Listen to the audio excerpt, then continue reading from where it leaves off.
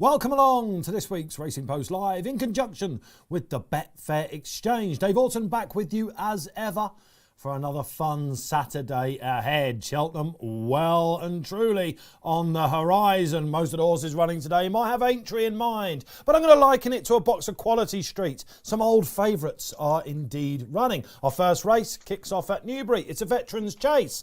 Do get your selections in, whether you're watching on YouTube. Like and subscribe. Get your questions in for the panellists who will be going to any second now. Facebook Live, welcome along. The guys will be deciphering through all the comments. And indeed, if you're on Twitter, it's hashtag RP Live. It's been a tough week. Let's get that out of the way. We all know exactly what's gone on. It's a sad week for racing, but it's time to move on and celebrate the good sport again and the horses themselves, and we will be doing that, don't you worry. Let's lift some spirits today. What a job the jump season has done so far while you've all been in lockdown. It looks like we're slowly and surely coming out of it, doesn't it? Time to get back on the fun and celebratory horizon. So let us know. Cheltenham Naps, delighted to shout them out and go through and digress what you've got going on. Maybe something for a national. Got Cloth Cap running, haven't we? Current national favourite at the moment in the Kelso Chase. We're off air, of course, at 3:30, the Grimthorpe Chase, quick ground up at Doncaster. Right, without further ado, top course commentator Tony Ennis joins us back. 3 courses today, Enzo. I know a lot of maps for me to... How's the map drawing going? Yeah, Newbury is one of my favourite tracks actually to do a map. It's quite a map-friendly track, isn't it? You've just got the back straight, the cross fence, the home straight. Nice track to commentate at, actually. Beautiful chase track, isn't it? And of course, it's quickening up all the time there, similar to what it was last time. For anyone that doesn't know, if you're new to the show, Enzo, who does commentate on the course as well as working on Sky and all sorts of other things, you sort of scribble them down, don't you? This is my first race. You can, yeah. I mean, it's a shambles, but let's get it out of the way. No Tony Hart here, let's face it. Keith Melrose, betting editor of Racing Post, comes back to join us. Keith. Hello, Dave. We've been seeing a bit of you, haven't we? Fantastic stuff, and it's your kind of day again, isn't it? It is. It's more chases and hurdles. That's always the sort of thing I like to see. So, yes, after last week we had the Eider and the old Racing No Post Eider, chase. I'm afraid, Keith, this week. Can't have the Eider every week. It'd feel like Christmas every day having an Eider every Saturday, wouldn't it? Move on, man. But Newbury and Chases, that's up your street. We've got the Greatwood Gold Cup, haven't we? A nap today. We agree on one in the last race. Should we get that out of the way? Yeah, I think the one at Special Prep in the Grimthorpe is outside of the field, tightened up a little bit. I think a few people have noticed that. 9-1 now, money for it. Yeah, no longer the outsider. It was one of those that it was 16 sort of. It was put there by default, and people noticed that there was an angle. I don't think it's a deep race at all. The Grimthorpe rarely is these days, really, to be honest with you.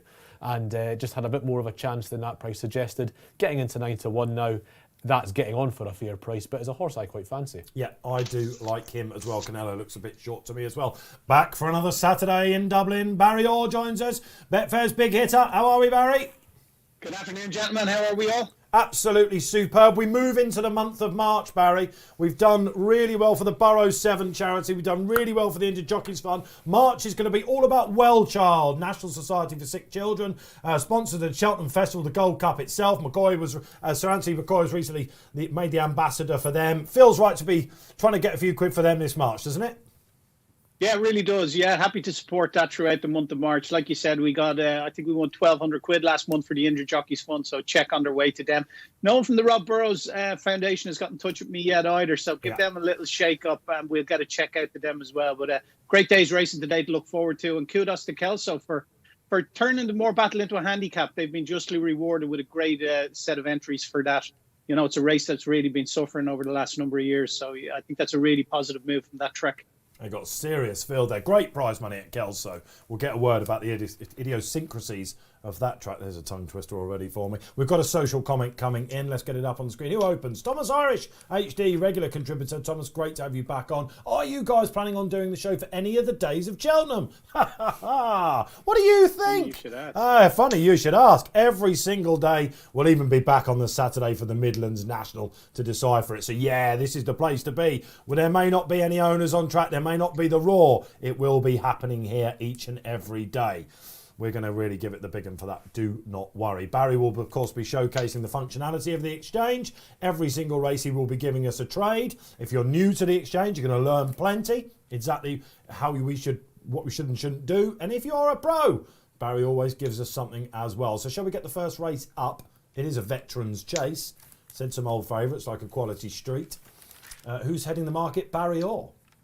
Yeah, Shantou Village has been the springer today, into 11 to 4 now, 3.75, 6.6 present man. Single farm payment, plenty of money knocking around for that old rogue at 6.8, 9.8 strong pursuit. And West Approach, another one that's a bit of a monkey, 10.5. So what I'm going to do, I'm going to Dutch lay 2 horses in the win market here. I'm going to lay single farm payment, going to look to take 25 quid out of him at 6.8. Unbelievable getting to lay him at that price. And also I'm going to look to take about 15 quid out of West Approach at around the 11 mark. So one will be a loser for about 140 quid or 130 quid, and the other one about 130, 125. So if either of them get beat, we win 100 or we win 40 quid.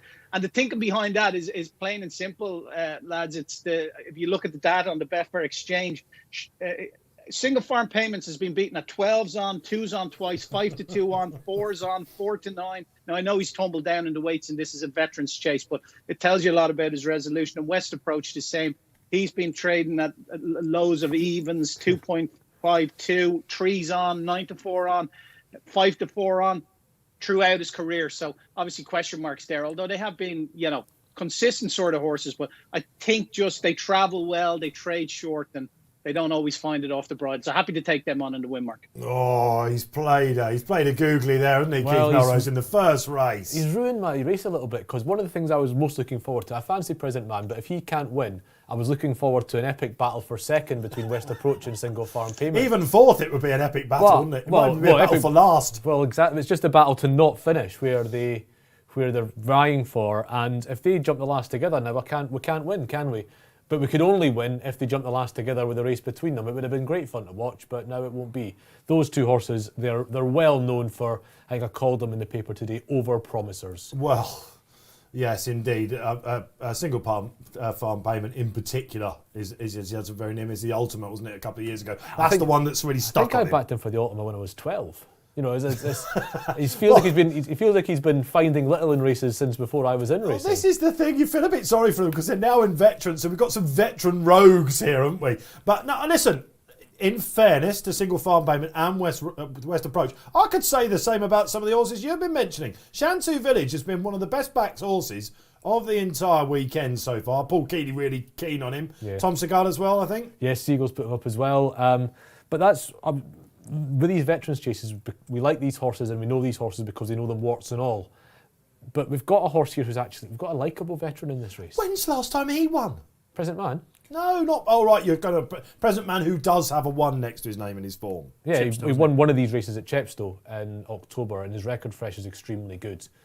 He's reliable when he gets decent ground and he's coming off a break. You can just set your watch by him. A lot of these veterans aren't like that, really. And I think that's why I've put him up in this race. I thought he was the likeliest winner, and he's taking a big walk in the market now. You can get 8 on the machine. But you've got to be happy with that, right? Is that because of the power of Saturday Sizzlers and price-wise? Possibly, yeah. I mean, I hope I'm on best odds guaranteed, to be quite honest with you. I've backed him at 9 to 2. Yeah, fair enough. I hope so in that regard. The thing as well today, it's going to be there's potentially a bit of a strong pace up front. You've got Strong Pursuit and Valadom, who can't really help themselves when it comes to going forward, whereas Present Man can take a lead. He has been known to go off the front, but he'll probably sit off those 2. And if you're backing Single Farm Payment and West Approach, you're hoping that Strong Pursuit and Valadom take each other on, because races need to fall into the lap of Single Farm Payment and West Approach, and that's the only way it'll happen. Does that happen here at Newbury? Just a quick question. They tend to really get going at the third last, don't they? That's when they... certainly yesterday, when we had the first day of this 2-day meeting, a couple of horses were going clear, and you see it on good ground a lot more. The others just are taking out their comfort zone. Whatever's been leading to the second last seems to be hanging on at the minute. Yeah, Newbury's a bit like that anyway. The third last is where they start racing, because that's an open ditch, and to be honest, it catches out a lot of horses, that fence. It's a big, difficult fence, so take that at too much pace and you could really come a cropper. So that's what will happen there.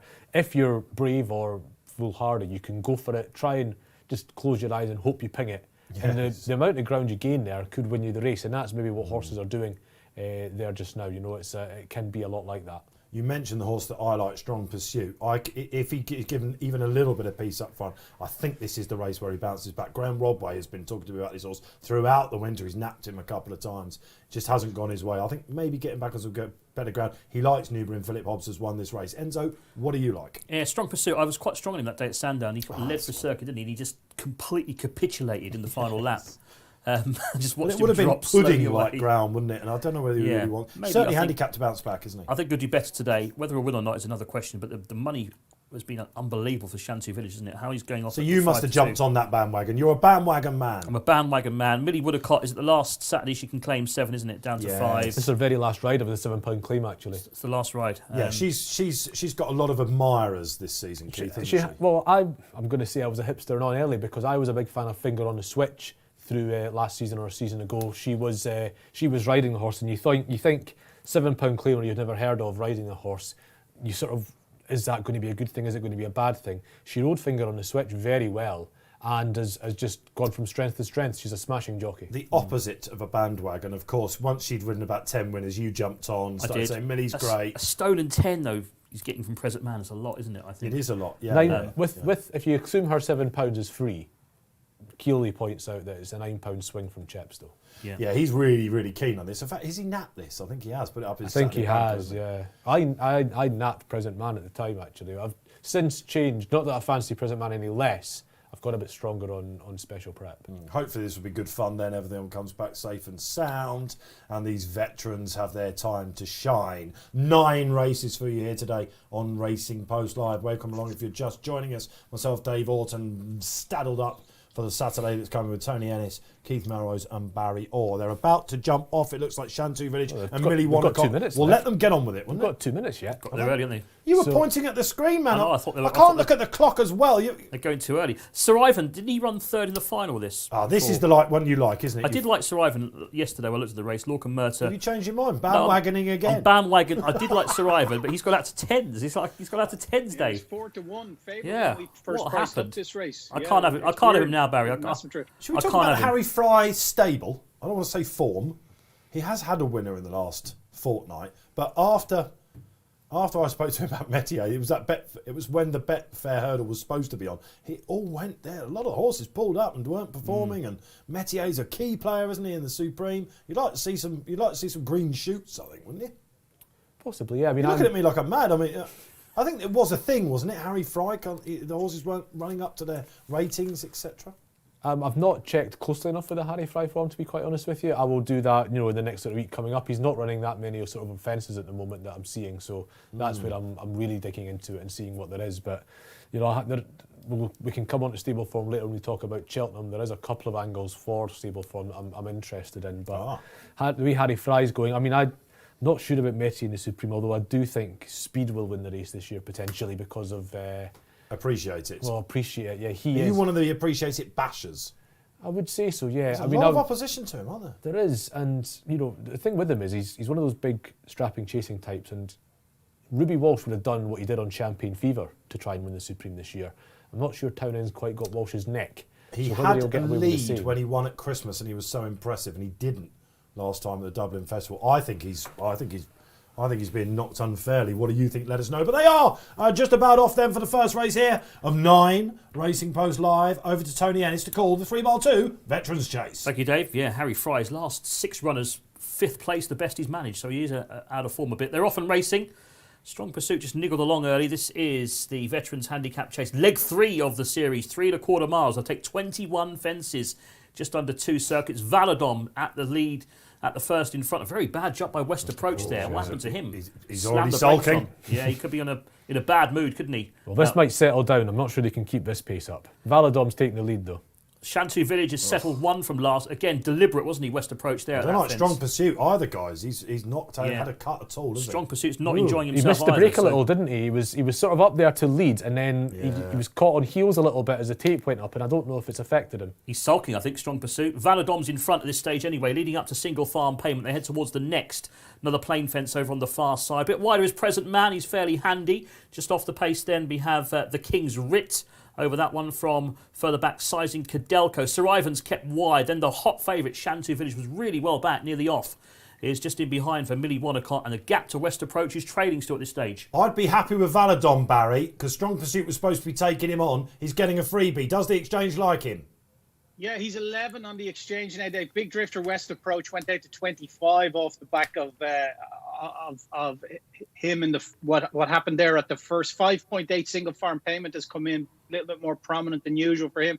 And Present Man 9.8 now in running, but your favourite very strong at the head of the market, Shantou Village at 2.7.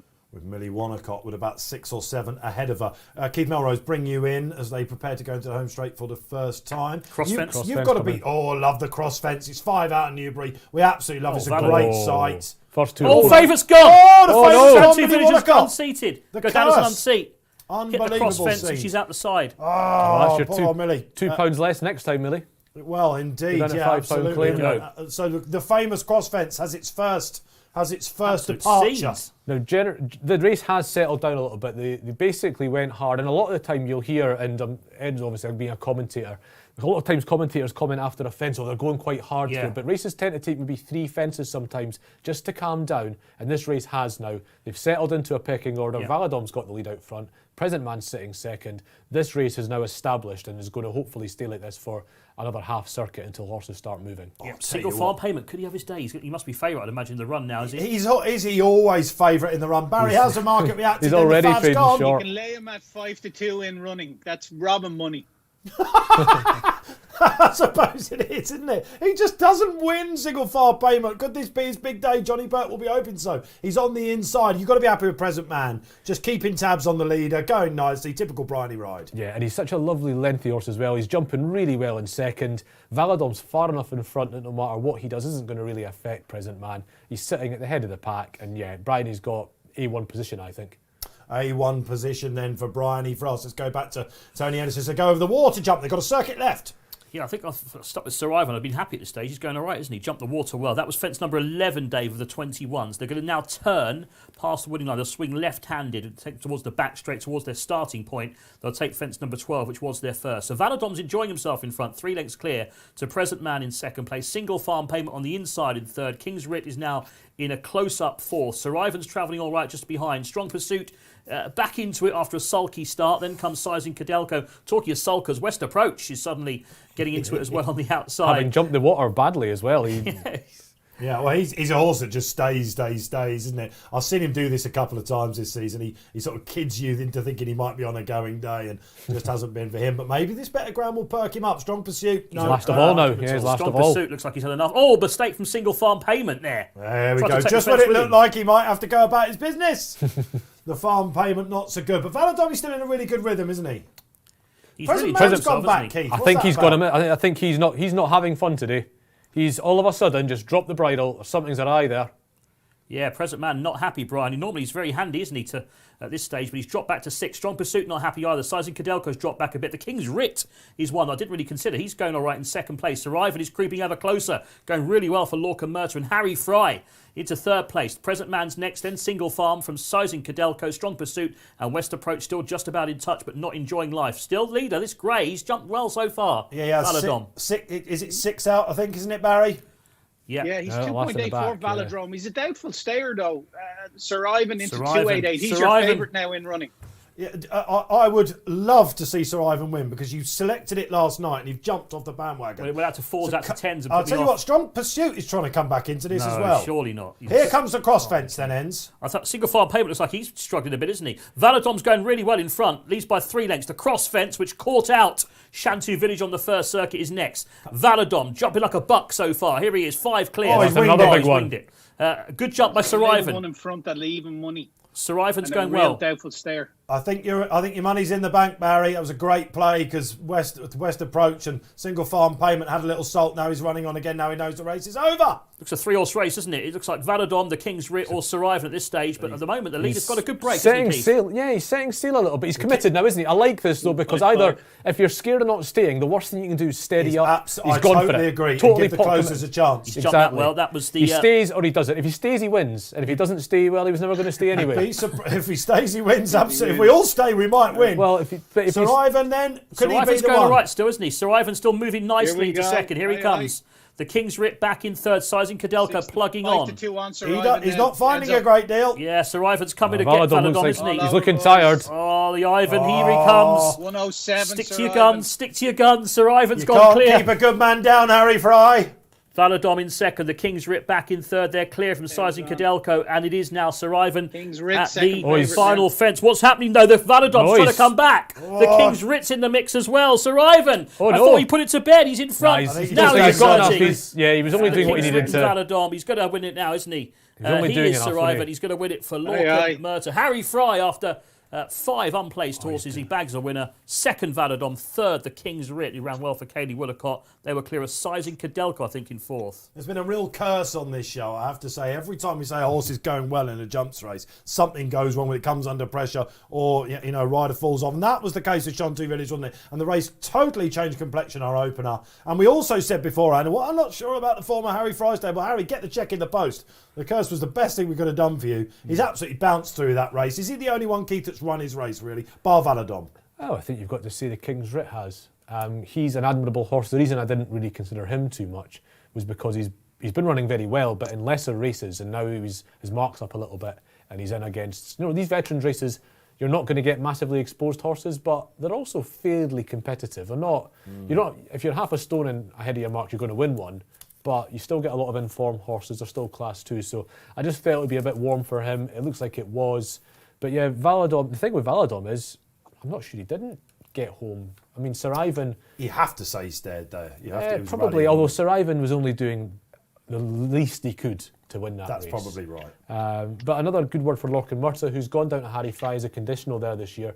I think he's a good little jockey, Lorcan Murta, actually. He won the Eider as a very young man back about 5 years ago now. It hasn't really gone on the way that he looked like he might, but he still claims 3, which is very surprising to me. 2 mentions of the Eider already from Keith Melrose, and it's in the past. I've bought at 9.5 Eider mentions. Unbelievable. And you can see that Tony Ennis is drawing a map. So we've got a new course coming up. Well, let's go to Barry Orr. Barry, great play. You took on the old rogues. You knew before the home straight you were in the bag. First trade in, my man. Yeah, it was never in doubt. It was a 40 quid, thankfully, for the charity for Well Child. Valadrome traded a low 1.46. I think it's fair to say I don't think he stayed. Anyway, I know he's running on again, but he's just getting to a horse that was idling in front for my money. 3.1 King's Writ. That was the in-running story of the race. But Valadrome, 1.46, so 9-4 on. Lovely. OK, we're off and running here on Racing Post Live. Great to have you with us this Saturday. We know you're still in lockdown, but there's plenty coming your way. We will lift your spirits or do as well as we can on that front. The Veterans Chase done and dusted then. The Great Old Warriors, absolutely superb to see them going at it. We know you love those veteran chases. Well done if you found Sir Ivan. But we've got to move up to Kelso. Their big day this season. And this is a really, really fascinating race, this coming up. The novice hurdle. It is, of course, the premier novice hurdle. It's a Grade 2. My Drogo. At one point thought to be one of the best British oaks for the Supreme. Taken out of it. They've struggled to get a run into him. He arrives here, though, Barry.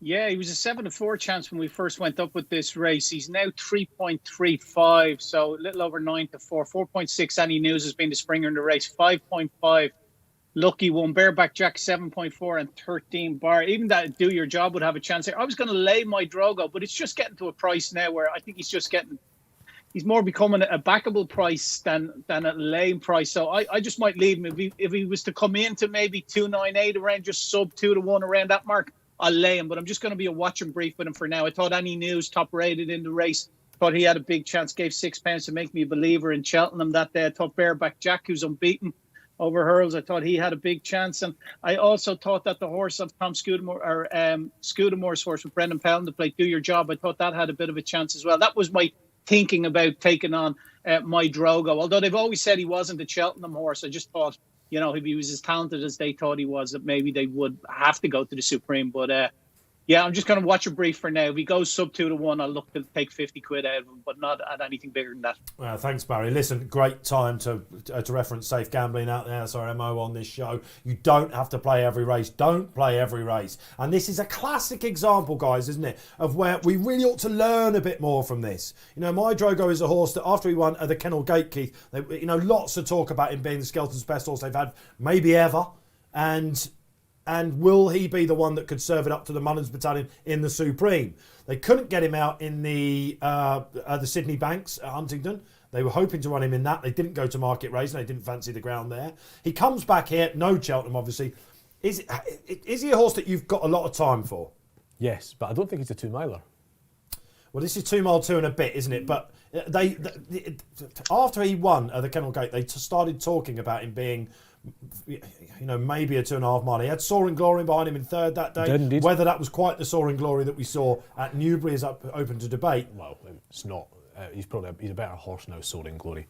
My Drogo he took a while to get on top that day. Was well on top by the line, but he's by Milan. Milan's. Most of them stay very well. I think he's had a champion hurdler. Wasn't Jeski in Milan, possibly? Oh, good question. But most of Milan's really do stay. And he's out of My Petra, who you'll remember. Oh, fantastic in his colours. Yeah, won the 1965 chase when it was a handicap. So I think this is a horse that's going to stay quite well. So 2 mile 2 is going to very much suit him.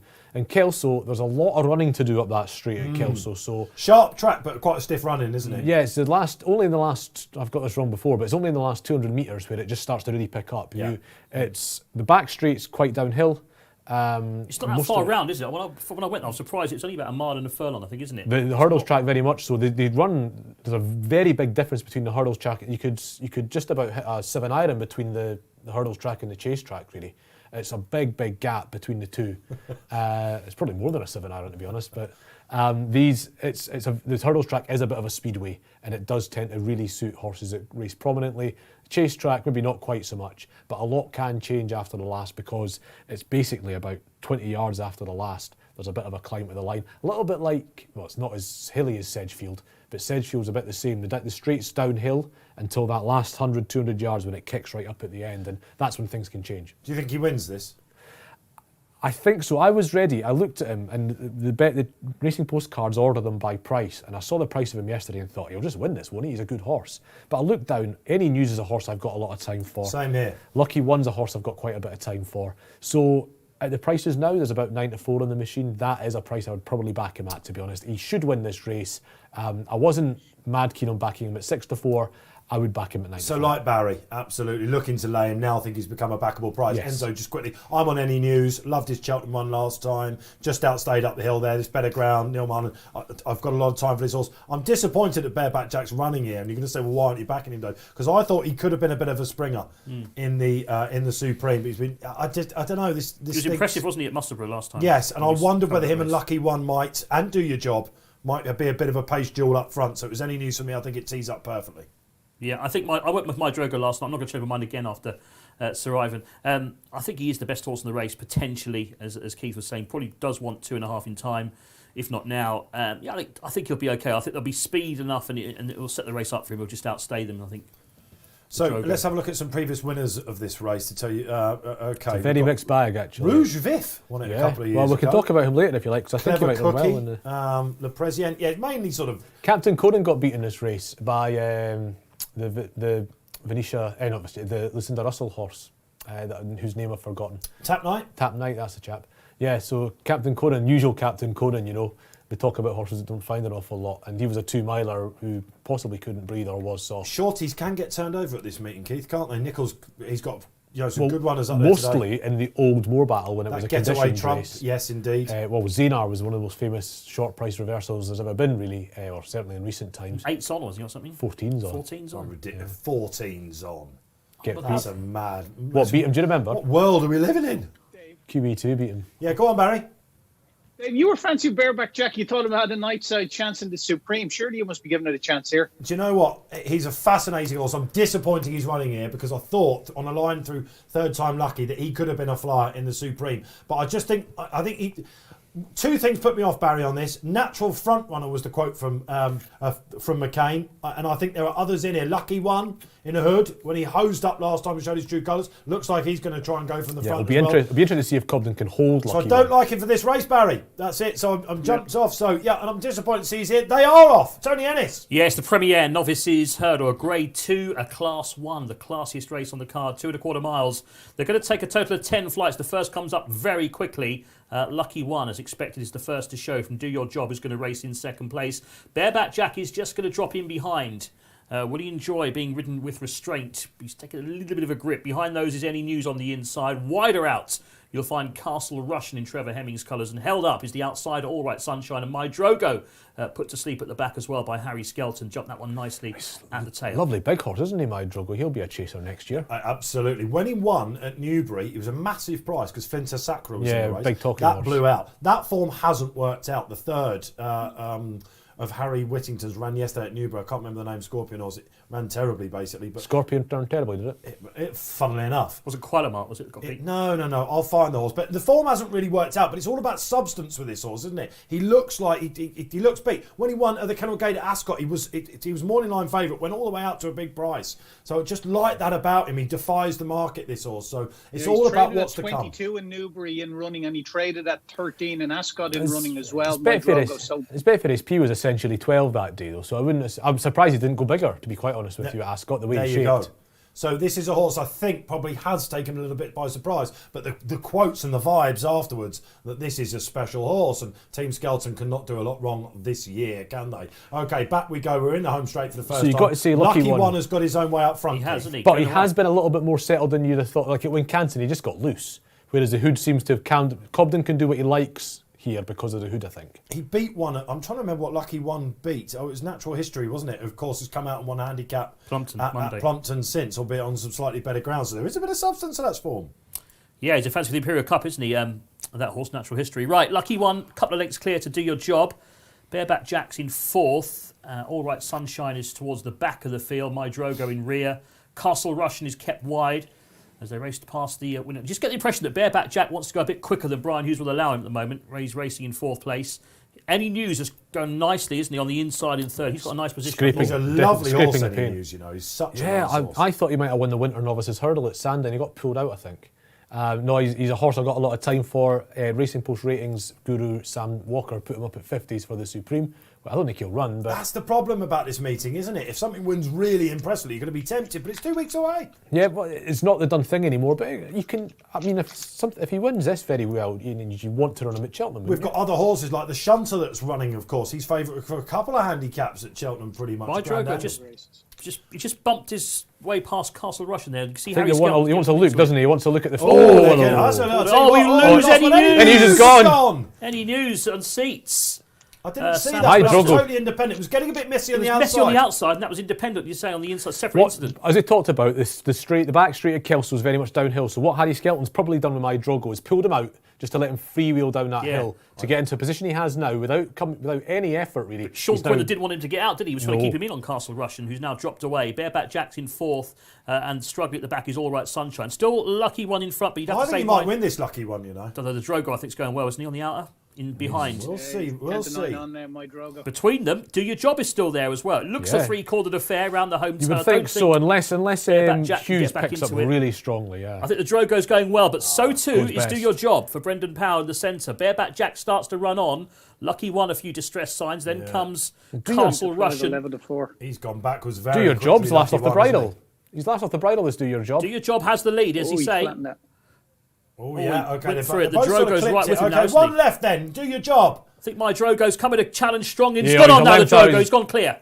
All of a sudden, 2 or 3 lengths ahead. The jaw's been cocked, though. Sent him on. It needs to keep him straight. The jaw has been cocked, and it's about getting up that hill. He did it at Ascot. You'd hope he can do it here. Needs to jump the last. My Drogo at the last. Oh, what a good jump. Lovely. Clear now. He's no danger, surely. Do Your Job in second. Good race for third. Castle Russian, to his credit, stayed on after looking like he was going nowhere to get third past Bareback Jack. Jaw's on his side a little bit. He's still got a bit left there, I think. Yeah, this is a good horse. That's a good horse, and he wants to. He will stay. He'll definitely stay 2.5.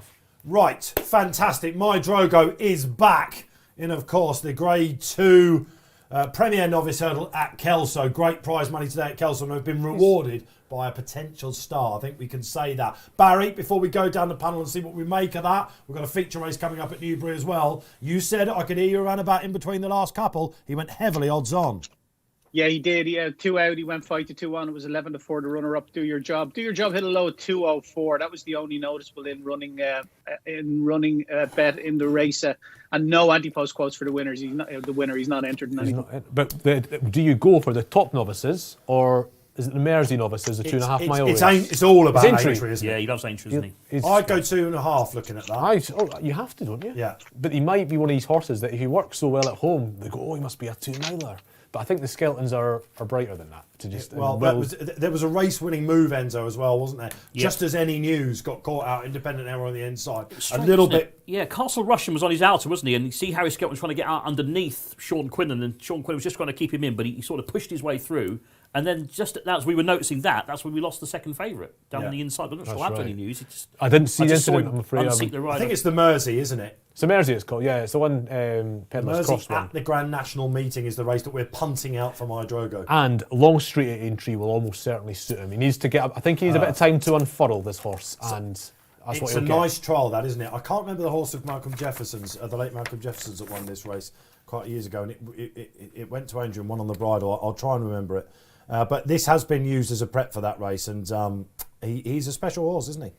And do your job. Earlier in the season, Michael Scudamore, the runner-up there, said this is the best horse I've ever trained. So a wind operation and a tongue tie look to have done him good as well. He's back on track. Lovely to have a serious performance there, wasn't it? Were you on? You were thinking about laying in Barry, weren't you? But you escaped that. He just got to that price, didn't he, where the market just didn't like it. He came for a couple of others.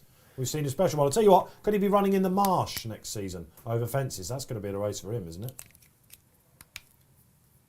Is that to me? Sorry, yeah, potentially he could be. I suppose he's a horse with a bright future. They've always said they were going to look after him. I think after he won in Ascot, they said definitely he wasn't a supreme horse, that he needed time. So, like Keith says, you're sure to see him step up and trip. It shouldn't be an issue for him at all. But yeah, he looks a very smart prospect indeed. He's put to bed a pretty decent field there, it has to be said. I know Bareback Jack probably didn't give his running because he's held up. He looked like he spat the dummy out a bit, but the second's a decent enough horse. He's a good yardstick probably after having his wind surgery. He's going to be one of these horses, guys, isn't he, that we get every year that hasn't made it to Cheltenham as a novice, goes to Aintree, might win a Grade 1 there, and then all next season people are going to be like, well, he hasn't got that Cheltenham tick about him, which gives us a great opportunity to have a little breather and talk about Cheltenham. Let's get some Cheltenham naps coming in. Give us a Trixie. Something in the handicaps, guys. What have we got? Well, I've got 3 in handicaps. I've one for the team was the first one I put up all winter. He's up 140. He probably all his form's on good ground. He might be too slow. A bit disappointing. Was it Sky Bet? Sky Bet Chase. I fancied him in that and he didn't. Bad ground though, and he's all his form's on good ground. Because I was disappointed too. But then I look back on his form and I reckon they've just done a coup-star Civilla and basically aimed him at this all season. Who won the Ultima? Yeah, he won the Ultima. So, and yeah, if one from the team in the Ultima, he's still about 14-1. Time to get up is a 150 horse. Oh, you've now, I'm meant to have this beef with you. We can do it on air. You've obviously read my analysis last time we won, obviously, because I suggested this would probably win a Cheltenham handicap. And then I saw Mr. Melrose took all the glory in the paper this week. It's the least I deserve, because I thought he would be there to win on Boxing Day. No, Kinmure, yeah. He's only in the Kinmure. That's why he's a good bet, actually, because he can't run on anything else. And because he's McManus, he'll definitely run at Cheltenham. I thought he was a certainty on Boxing Day at Wetherby, but they decided they were just taking their time a bit more with him, and at Wincanton he came out and won very nicely. Oh, hosed up. Yeah, 150 horse in the making for me. 138 still his official rating. Oh. Yeah, he's one of us. Another one I've just meant, you're thinking about unexposed novices here, and the two I've mentioned are novices, but a horse that I saw come out with a much lower rating than I thought she would get is Happy Diva. She's now lower than she's ever been. The last time she ran off a mark this low, she won. Course specialist. Course specialist. You get a lot of these course specialists at least placing in that plate, the 2 mile 5 handicap at the festival. You know, she might not win, but she's 25, 33-1, is definitely going to run. You can throw out her last run. She travelled well, and I don't think she was fit for it. She's got well handicapped as a result, and I think she might outrun those odds. Magnificent. A big price handicap Trixie for Cheltenham then from Mr. Melrose. And now you've obviously just been feverishly looking at some odds markets there. Have you? I haven't got anything for the handicaps yet. No, it's not so much. I don't. It's still next week. I'll be looking at that more. You need a bandwagon. I need a bit more time. I need you need a bandwagon to jump on. Okay, we've got a social coming up on the screen. Let's get a good Mally Draycott. Good to have you back, Mally. My tip for Cheltenham, Imperial Alcazar in the Potemps Network final. 6-1 favourite. Won as he liked at Warwick, didn't he? Yeah, it was very testing. I mean, this horse really does stay, and I wonder if you need a bit more speed for a Pertemps final sometimes. Wow. What's the stat for winners of qualifiers actually winning the main race itself at Cheltenham? Well, thanks to JP McManus's horses that have been winning them and the likes, it tends to be horses that haven't quite shown their true running. The record of horses that finished sixth. Yeah, well, look for the horse that finished sixth. That's why I like Champagne Platinum in it. But no, that's a good shout, Barry. And I don't think there are too many last time out winners that have gone and done it. The one thing I would say, Mally, about that horse is I spoke to Kim Bailey at the start of the season, and he doesn't train this horse. It's Fergal O'Brien, but he does, of course, have Imperial Aura.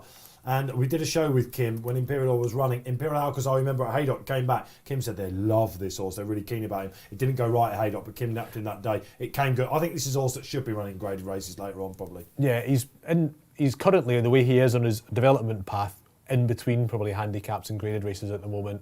I'd maybe run him at Aintree, to be honest, and got that long straight where I could really get him rolling, because he's run well at Haydock, hasn't he, as well? Yeah. And that's got a similar sort of idea, especially when the ground's testing. He ran against Protectorat, didn't he, at Cheltenham? Do you remember he got awarded at the race? Didn't he? Was that him? Wasn't it? Yeah, I think it was. Right, okay. That very famous finish. So he has got some Cheltenham form. Yeah, can't put you off him whatsoever, and he might not even be favourite in that, would you believe, with Champagne Platinum looking like one of those McManus gambles.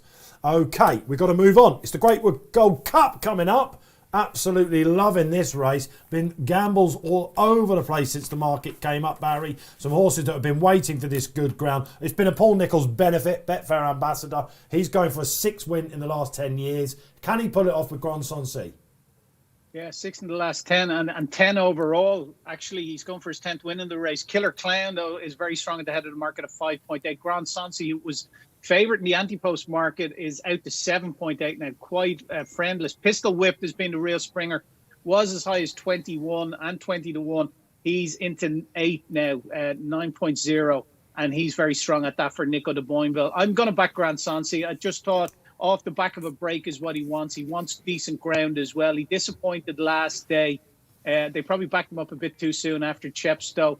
GA Law was getting all the allowances. It was probably too bad to be true for Grand Sancy that day in Wincanton. So I'm willing to forgive him that. It's a race, very difficult, very competitive. So I'm just going to have a win bet on Grand Sancy. I'm not even going to back him in the place market. I think he'll win or he won't be anywhere. So just a 25 quid win on Grand Sancy at 7.8. Happy to be a price taker here as well.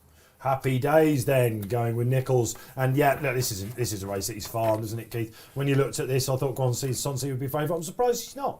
I'm surprised. I'm surprised he's not favourite. Yeah, because you expect the Nicholls angle to carry a lot of weight. I don't particularly fancy. I know he wants decent ground. He wants a break. I think he wants 2 miles. He's a speed horse for me. Well, they thought that they tried to make it. Was it National Spirit that he got beaten home by? I forget the name. He's a bit buzzy. I mean, it might be that he settles in a 2.5 mile handicap and wins well, but the form at Chepstow where he beat Paint the Dream, he did Paint the Dream for speed. That's a staying horse. He beat it for speed. All he did was settle really because he should have been burying that horse the way that race was run. I did a look at this, and Nicholls' his last 4 winners, one was Sound Investment, who was his sole runner. The other 3 winners were his second string. Love Sound Investment. Yes, indeed. Okay, has he got some others in here? He hasn't, has he? Yeah, it's Capeland. Oh, yes. That is not a tip for Capeland. That is not a tip for Capeland. I think Capeland needs to go right-handed. But, it's not just, as I sort of said, Nicholls' his record in the race, he puts horses, he just enters the horses. He doesn't decide which one goes off favourite. Yeah. And just to be careful with that on the Grand Sancy angle, maybe it was me saying that because I think this horse will struggle to get home unless they piddle about and sprint. But that was the reason I'd be against him. But I've got a lot of time for basically the next 3 or 4 in the bet. And Killer Clown, horse I like an awful lot. £15. £15 is an awful lot, but he's still interesting. And, Umbrigado, I love his attitude. Are you surprised he's running here? It's a little bit like a bareback jacket and any new... I thought this had Grand Annual all over it, this chap. Well, he wants 2.5 miles, to be honest. And you think worried about the ground at Cheltenham, though? So surely not. You just run at Cheltenham, don't you? Yeah. I'm surprised he's running here, Keith. I thought he would be fancied in whatever he went in. He's in the plate, probably, isn't he? And he's in the Grand Annual. But the pipes, the reason Nicholls targets this race is because everybody else is looking at Cheltenham by this stage, and that he sees a chance for one of his less sort of progressive or more exposed types to win a race like a Grade 3.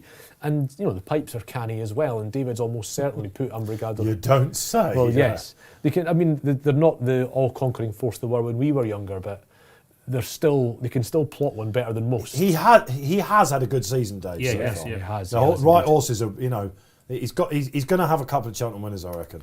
And you could say nice things about Senior Citizen too. I think he'll. Yes. Whether it's today or next time that he's really interesting, I don't know. It's the Topham for him. That's the big plan. Spoke to Adrian Heskin yesterday. Lots in his favour here. They like him going forward, but you just get the feeling that the Topham is the big plan. He went, of course, round the Grand Sefton. He got round fine. The ground just didn't. He just found him out. Who's the headline pick though for Mr. Melrose? I'm putting up Gallaball each way, and Blimey. he's got so much course form, and the one on which he's interesting is only from November when he was second to Clondalk Castle, who we'll all remember from winning the big race last week. He could run well and finish fourth, so you've got to back him each way. But he's £3 lower than when he was second to Clondalk Castle. As I say, all his forms round here. He was second in this race the last time it was run. There was no 2020 running in this race, but in 2019 he was second to San Benedetto. He'll have probably been targeted at this race.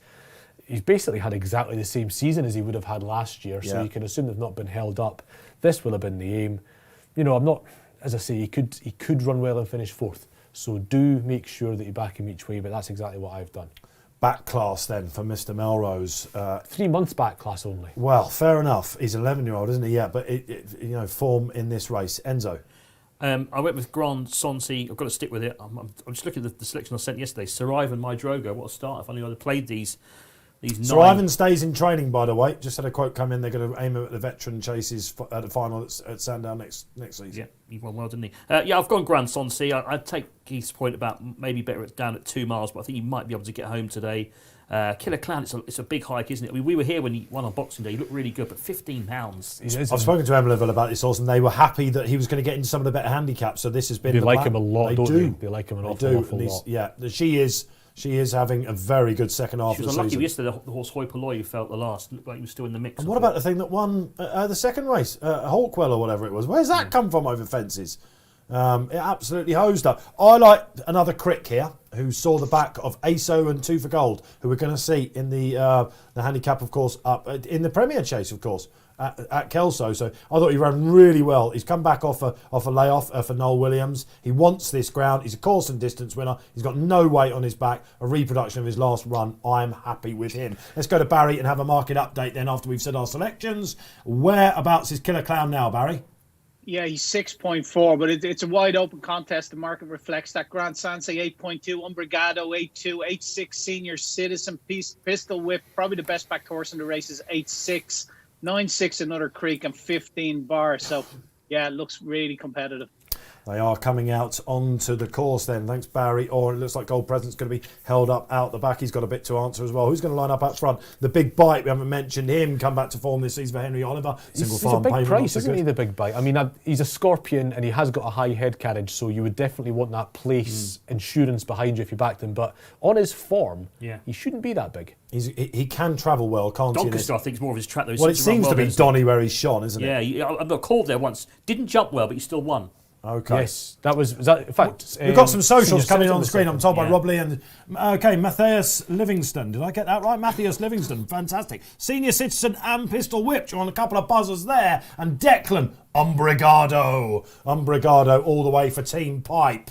Do you know, he's one of these Umbrigado, I think, having thought, right, if he turns up with Cheltenham a little bit of... It just has all season looked like a Cheltenham handicap. If he goes and wins this, and I'm not on, it's one of those I'm staring at. There is a suspicion about ground with him. I don't necessarily share it, but there is a suspicion he might want it a touch softer. I think he's shown most of his best form. He's shown he handles it well, hasn't he? But he's been running... I mean, the last couple of runs have been over 2 miles, which I don't think is his trip, so he's needed the soft ground. I took him on at Weatherby thinking that's not his trip. It's a third run. He's got such a lovely attitude, hasn't he? He found loads at Weatherby. That was a proper pipe horse. Yeah, he finds everything, doesn't he? I was quite taken by that at Weatherby. The one horse just before they go off that I'd like to mention that it's personal, this chap, so don't feel the need to follow me in. But Barton Noah thinks had a bigger performance in him. I missed him the day he won at Doncaster, which was annoying. Doncaster and Newbury have a lot in common in terms of being very flat tracks where you can often get quite decent ground. So that's why the Big Bite, I'm not worried about his form being at Doncaster. And Barton Noah's the same. He's got form here. He also has form at Doncaster. Goes quite well fresh. And I've just had a tiny, tiny win bet on him. Was it the Morning Vicar race where he looked like he was going to go closer a long way? That was his penultimate start. Yes, it was that one. Yeah. Okay, they're off and running then. 150. It's an early feature race. Over to Enzo for the call.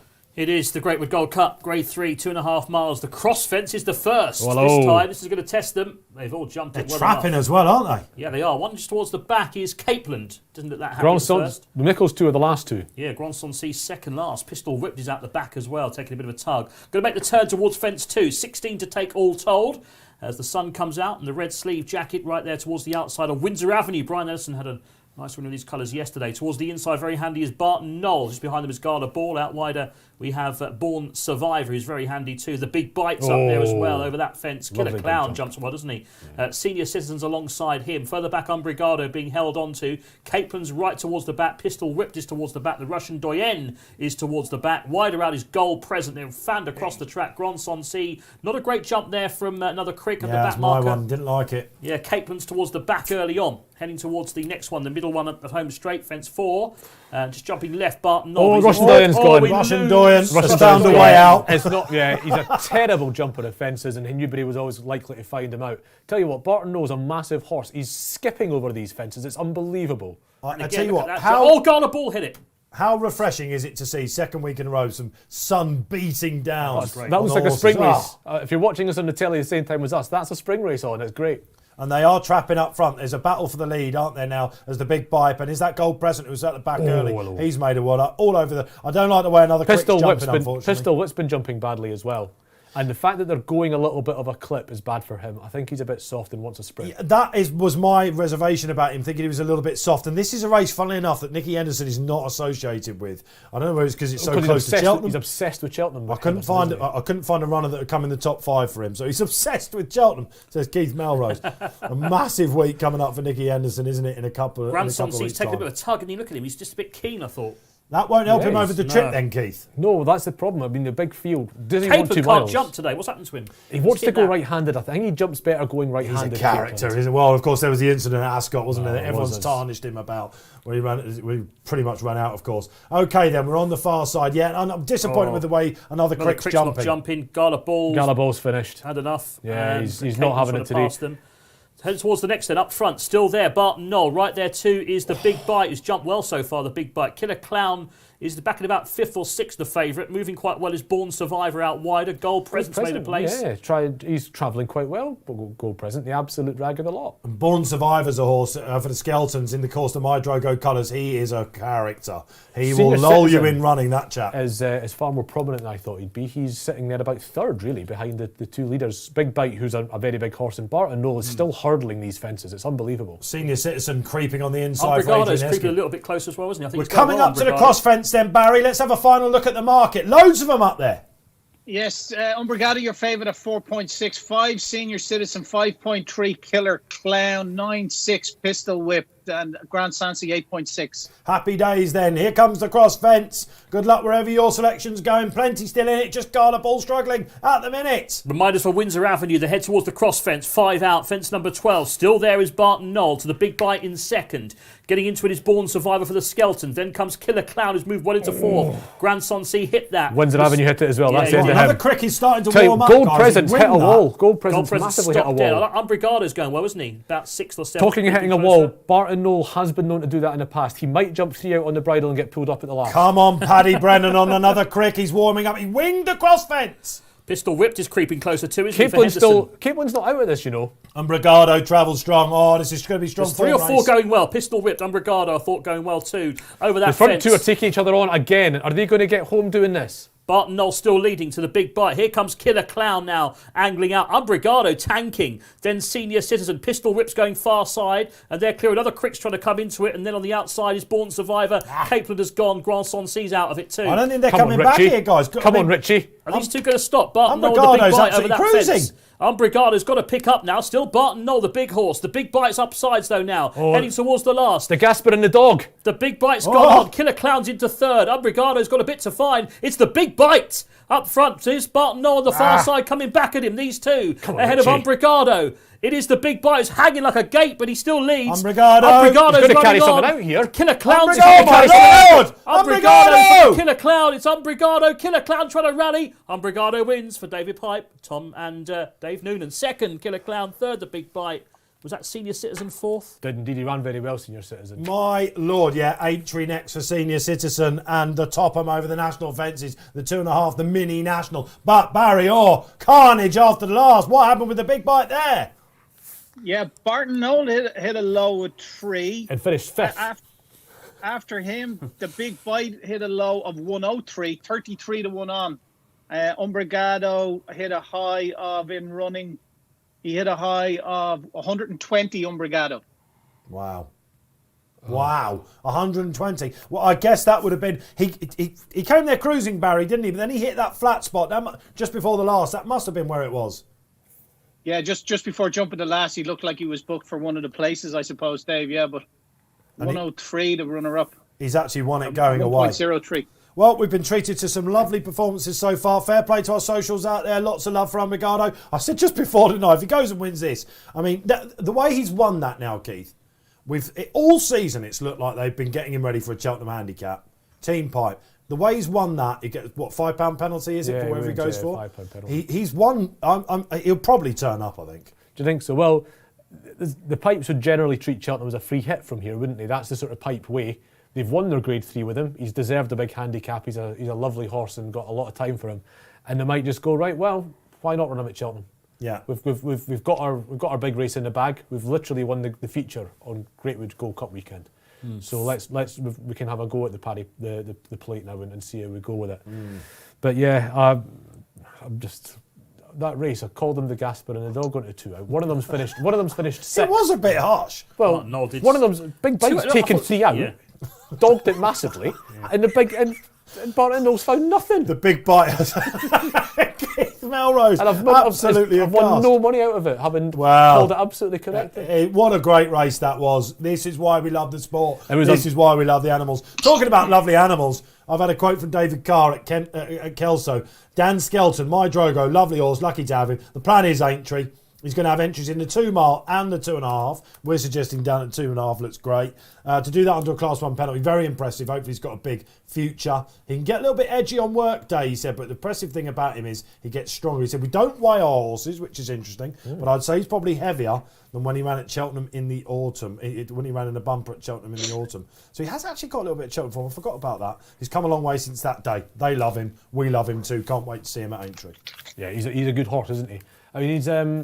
The head carriage was a bit on the high side, but he's only running his 4th run, so you can forgive that for the moment. It's got to be seen as overwhelmingly positive with him, especially for next season. You know, he's gonna run at Aintree. That'll suit him better than Cheltenham, I suspect. And then next season he'll get a chance over fences, and will probably be about 20s for the Marsh over the summer. That's the race, I think, isn't it? The Marsh. Okay. We've also had some Cheltenham Trixies coming in. You've got nothing for the handicaps. You're one of these fickle punters that waits until you see the races. You can't think outside the box of the handicaps. No. You just know the races all the way. For me. Well, when's the Gold Cup now? Let's talk about this ends, because I've been thinking about you this week, man. Barry, it looks like he's not even going to run, doesn't it? Crazy decision if he doesn't go for the Gold Cup. It's madness, isn't it? Do you think he's not going for the Gold Cup? Well, I tried to sort of speak to Venetia, and I saw it Chepstow last week, and she didn't give much away. I said to her, "Is he going to go for the Gold Cup? He must go." She said, "Can I just watch my race at somewhere else?" So she wouldn't. It's that oik Ennis that's trying to get in my face again. Honestly, you couldn't get national secrets out of Venetia. It would be absolutely...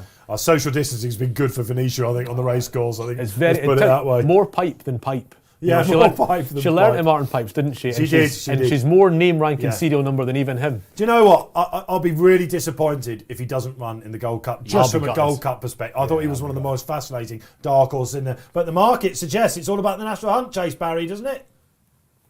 For Royal Pagay, at the moment it does. Yeah, it's a bit of a curveball if it doesn't go for the Gold Cup. You'd suspect he should, really, shouldn't he? Like, what have they got to lose? He's got 170 for him. You could have we digress. 370 novice chasers in the novice chasers, and that's not on Violin involved in that, which is remarkable. But perhaps they're thinking about the weather, maybe with him. Maybe it might be a bit easier. They're thinking on the Tuesday. Ground's drying out, isn't it? We've got to go to Kelso. Back up to Kelso. Tricky looking handicap coming up here. A horse that won just 6 days ago. Tornham Frey for Team Twist and Davis. Even got the owner's colours on, Barry. Yeah, he was impressive winner. 10 lengths in here for that day. 3.15, 3.75, 11 to 4. Mega Yates, Flash Collage is 6.4, Sebastopol 8.8, and it's 16 bar. when I did this race on Thursday, when I first looked at it, I was fancying Mega Yates. I thought they did her win, new stable. She ran well in that Jumpers Bumper to finish second. She was a 135 horse at one stage. She's 125 now, or 134. So, but at the price, she's halved in price. She was 5 and 6 to 1. She was a 13 to 2 chance on the Betfair Sportsbook when they priced this up. She's into 11 to 4 now, so she's halved in price. So I was going to back her, but I'm going to be a layer of her at that price. I just couldn't have her at that price. So we're just going to take 25 quid the backer stake at 3.9. So happy to take that price as well, 3.9. I couldn't have her. Like Flash Calange, first time in a handicap. He doesn't look overly harsh with 133. Torn and Frayed won well last day. Sebastopol has a chance as well. So willing to take her on at the price.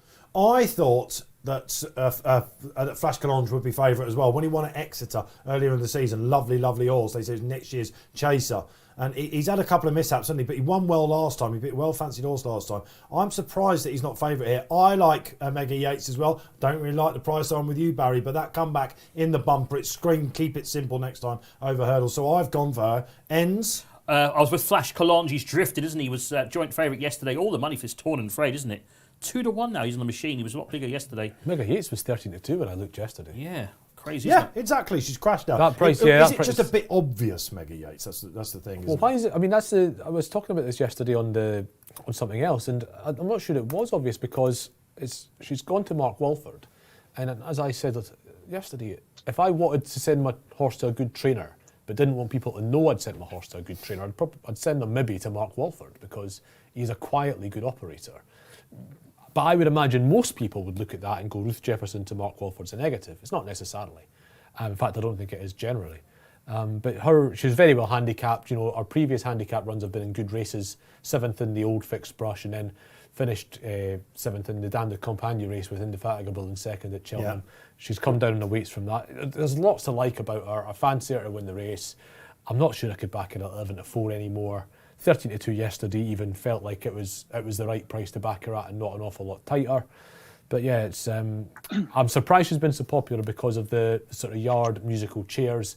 I would imagine the betting public would have seen that as a negative, even though I don't. Yeah, she obviously caught the eye a lot in that Jumpers Bumper coming back. I'm surprised that Torn and Frayed as short as he is 6 days later, but I thought up to a mark of 129. I think he was much more than that. I know he won as he liked there the other day, but I don't know.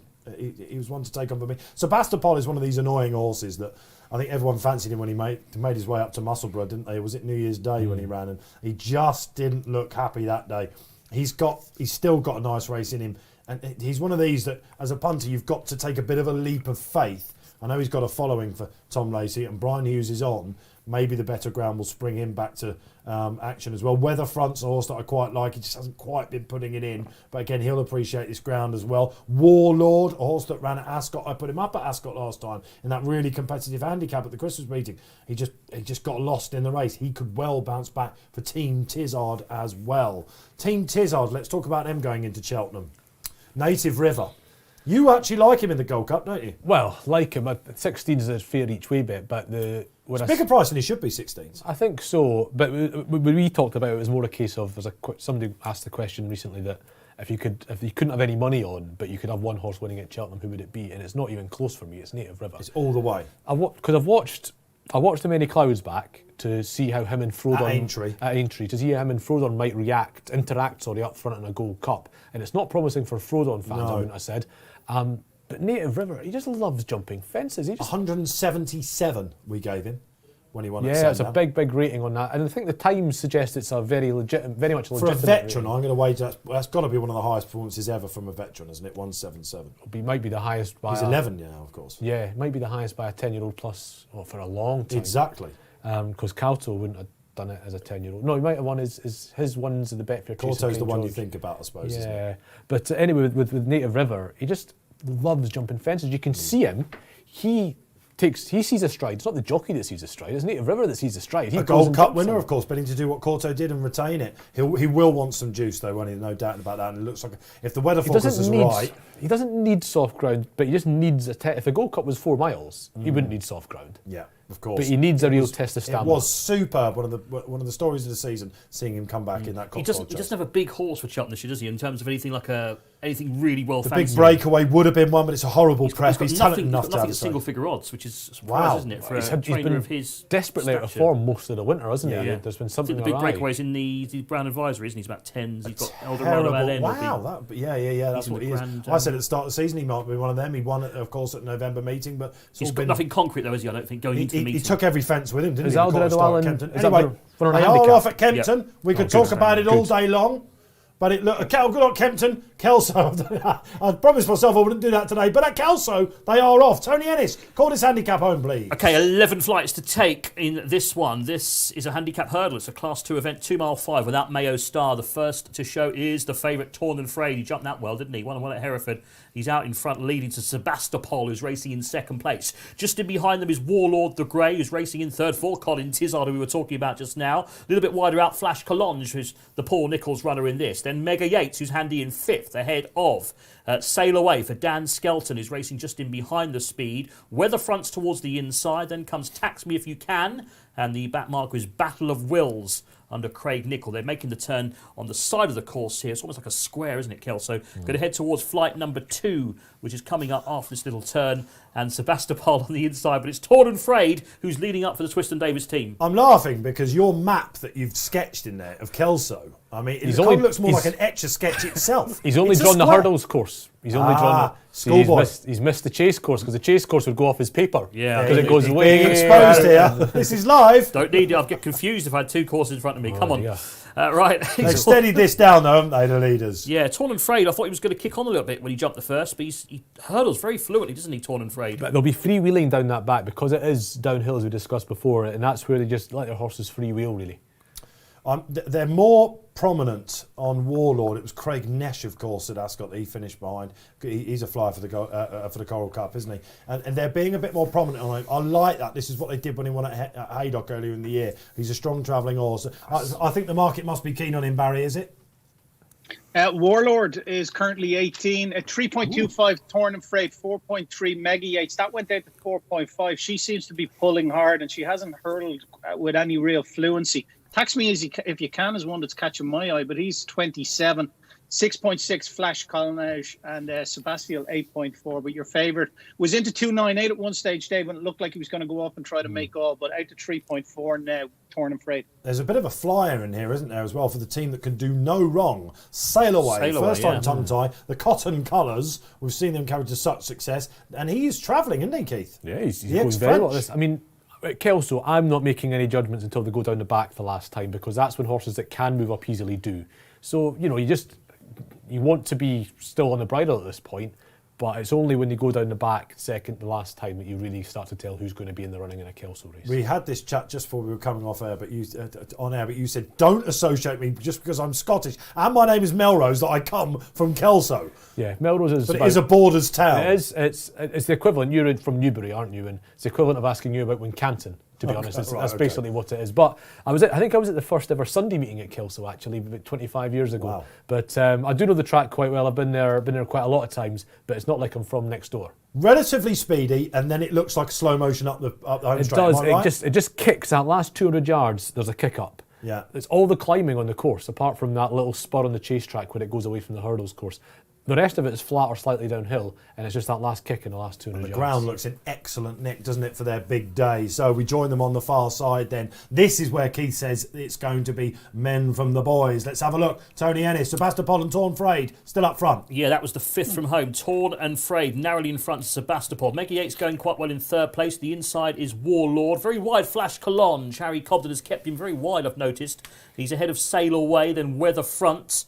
And further back to find Battle of Wills. Tax Me If You Can is towards the back. He did come from an impossible position at Musselburgh back in January. Can he do it again? He's last at the moment. They're getting reminders. Torn and Frayed up front. Just made one mistake so far on the way round. On the inside, Sebastopol. Mega Yates. Flash Collonge still going all right, but still Torn and Frayed in front. Leads a length clear from Sebastopol. Now they're quickening by the looks of things on the side. This is where we can make judgment then, Keith Melrose. Well, Warlord is the one that seems to be on the bridle, even though he's seeming to lose ground. But Sebastopol travels so well, doesn't he? He's going to If he stays, because he's not running, but he's always looked like a horse that wanted further than 2 miles. Yeah. So those who've been taking up that theory, I think Paul Keeley's one, will get their theory tested here. Well, now he's coming off the bridle, and this is where he's going to come into it. I'll tell you what, Flash Collonge is one of these typical Paul Nicholls working prospects. He's coming into second now. I think they've surprised him a little bit, but Torn and Frayed at the minute. Well in front, isn't he? Torn and Frayed. Yeah, he does. Mega Yates is Flash should stay all day, won't he? Flash. I'll tell you what, he's 2 to 5 now. Flash. Look at the size of this thing as well, Flash Collonge. He's massive. He's going to be an exciting chaser, all told, next season.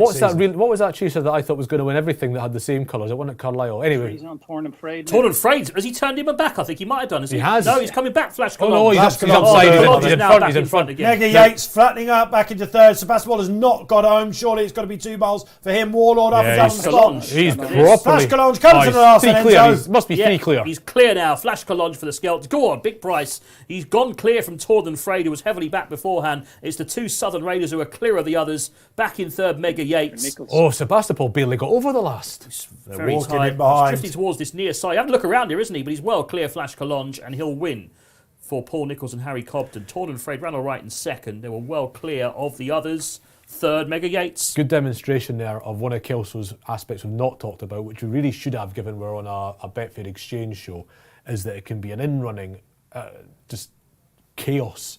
Because for so much of the home straight on the hurdles track especially, they're running into the camera. So it's hard. We couldn't tell, and the machine didn't sound like it could tell, who was in front out of those 2 horses, Torn and Frayed and Flash Collonge, on the way down to the last. It's only when you they interact with each other, you can maybe see a shadow. You see who's Perth's the same. Perth, I don't know. So they take off at the flag. You can tell what's in front of Perth. Oh, exactly. Until they just first at the straight. Perth is a disaster to watch. It can be a really funny track from an in-running perspective. I think, Barry, did you say Torn and Frayed went 3 on there? Given what we now know and given what we saw when they actually interacted and you saw Flash Collonge was a length up, you would never have had him at 3s on. But because Kelso, the angle's like it is, and there's nobody on the track at the moment, nobody could tell, and there was a lot of guessing going on in that in-running market. Yes, indeed. No in-running punters on track at the moment. So how low did he go, Torn and Frayed, Barry Orr? Yeah, that was it. 3s on. 1.31 was the lowest he got, and that's the only real in-running news in the race, Dave. Okay, happy days. Thank you, Barry. Okay, nice horse there, Flash Collonge. They kept him away from some of the bigger dances, but you wait until next season overseas. Look at the size of him. He's going to love fences. I'm trying to remember that horse as well that won at Carlisle. Yeah, it used to doss like mad. Sean Bowen used to ride it. Oh, serious! It travelled through an Aintree handicap one year. I backed him that day at Carlisle. He's a serious horse. Oh, what was he? He must have had lots of problems, didn't he? And yeah, he used to. I think he was. I backed him for like the Coral Cup one year and loads of races, but I can't remember his name. Someone out there will give it to us, but we must go to Doncaster for the first time. Up to the Town Moor we go. 220 is a staying listed mare's novice hurdle. I've napped one in this. Alpha Carini for Team Murphy and Johnson. I can think she'll absolutely eat up this distance on the ground. Barry, she's a lot bigger than I thought, Alpha Carini. Yeah, she is. She's at the 9.4 now. But your favourite win house, really well supported all day, was as big as 7-4 in the exchange, 2.56. Go Millie Go 5.8, 7.6 Reina's World. Araig Suis is currently 10, 9.4 Alpha. Philippa Sue 19.5, Dragon Bones 26. I'm going to have a speculative few quid on Dragon Bones win and place here. Going to have 25 quid in the win and 25 quid in the place. Just thought her 4-2 I leaned over and Granger was third in that race. Thought that was a decent run. Her bumper form before that with Lord Baddesley has worked out well. It's her first time over hurdles. Obviously, that's a big negative. But Ian Williams' horse is running well. It's a speculative bet. She's in against some smart mares here. But win and place, 25 quid. And happy to be a price taker in the win market. In the place market, I'm going to back her 4 places. It's an additional place in the place market here. Thank you, Barry Orr, for Ian Williams, who's had a treble in the past 24 hours. He had a double yesterday, didn't he? He was 1 at Donny. I know that. Let me just remind myself. The Chase, wasn't there? The one easy, the white colours. One more flurry, that was it. And Psychedelic Rock followed up there, and then he won the first race, the Veterans Hurdle, with Always Resolute as well. So he's really, really good form. Ian Williams as well. And a bit of a flyer there for Barry Orr. You got time to react to that trade just Just a reminder, Barry's playing for charity today. Safe gambling all the way. I must admit, it's been a light day for me so far, guys, but I do like this Mount Alpha Carini. I thought when she completed the 3-timer in her career, I thought she might go on and be something for like Newbury final, something like that. I think they ran her on bad ground last time. She absolutely screaming out for this test. Richard Johnson on. Really happy with her. She got a bit to find with some of the leading protagonists. Rainer's World, I suppose, is the one that we should concentrate on. Their third at last year's Cheltenham Festival. And, of course, the hot pot, Win House. Well, I thought I'd try and take her on, Keith, Win House. Are you with her? Win House? Yeah. No, it's a race where I've not got a particularly strong view about anybody that really does. But Rainer's World is the one I thought, because obviously she has the Cheltenham Festival form, but more so than that, her form this season and since has been more sort of on really testing ground on soft and heavy. She's bred, well, her dam's half sister to Dubai World Cup winner, and she's by Poet's Voice, flat bred essentially. And Prince Bishop. Yeah. Wow, so, great shout. Well, I looked up this morning. It's not like I just called off the top of my head, but yeah. So with that sort of pedigree behind them, you'd expect her to be better for going back to better ground. She clearly does stay quite well. I think she'll get 3 miles, and you would expect her to be better on good ground. Okay, Go Millie Go is interesting here. 1 or 2 for Stuart Edmonds. Stuart Edmonds had the winner, big handicap, didn't he? At Kempton, the first race last week. So hometown boy, wasn't it? So the yard coming in, and these have obviously been kept fresh. Go Millie Go, well fancied in the market. That means you must half fancy her. No, I like Win House. Yeah, I'm 3 out of 4. Look at my another selections. fab for Enzo. Sir Ivan, My Drogo, Gronsonsea bombed out. Flash Collonge, 3 out of 4. Well done. Flash Collonge, what price? 6 to 1. Modesty is not his. Sir Ivan. His Sir Ivan his greatest virtue, I'm afraid, Keith. No, absolutely. Listen, self-promotion all the way. Yeah, so you are having a good day, aren't you? I think so. Yeah, did all right. Alan King does like winners up here, doesn't he, Doncaster? I used to, when I first started commentating up there, he used to love having the bumper. Yard's going real well He as always well, used to win isn't the bumper up there when I used to go many years ago, and he won the bumper actually, I think, recently this year or this season. Back in November. I like this horse. She won twice, didn't she, in lesser grade. She's back against the mares as well, which I think probably... Big angle that in mares company, isn't it? I think she just might be too good. She's not a great price. She's 11 to 8. I thought she'd be nearer 2s, but 11 to 8 it is. Go Millie Go, as you say, strong in the market. It's a good little race this though, isn't it? I thought this was a really interesting race. Rainer's World.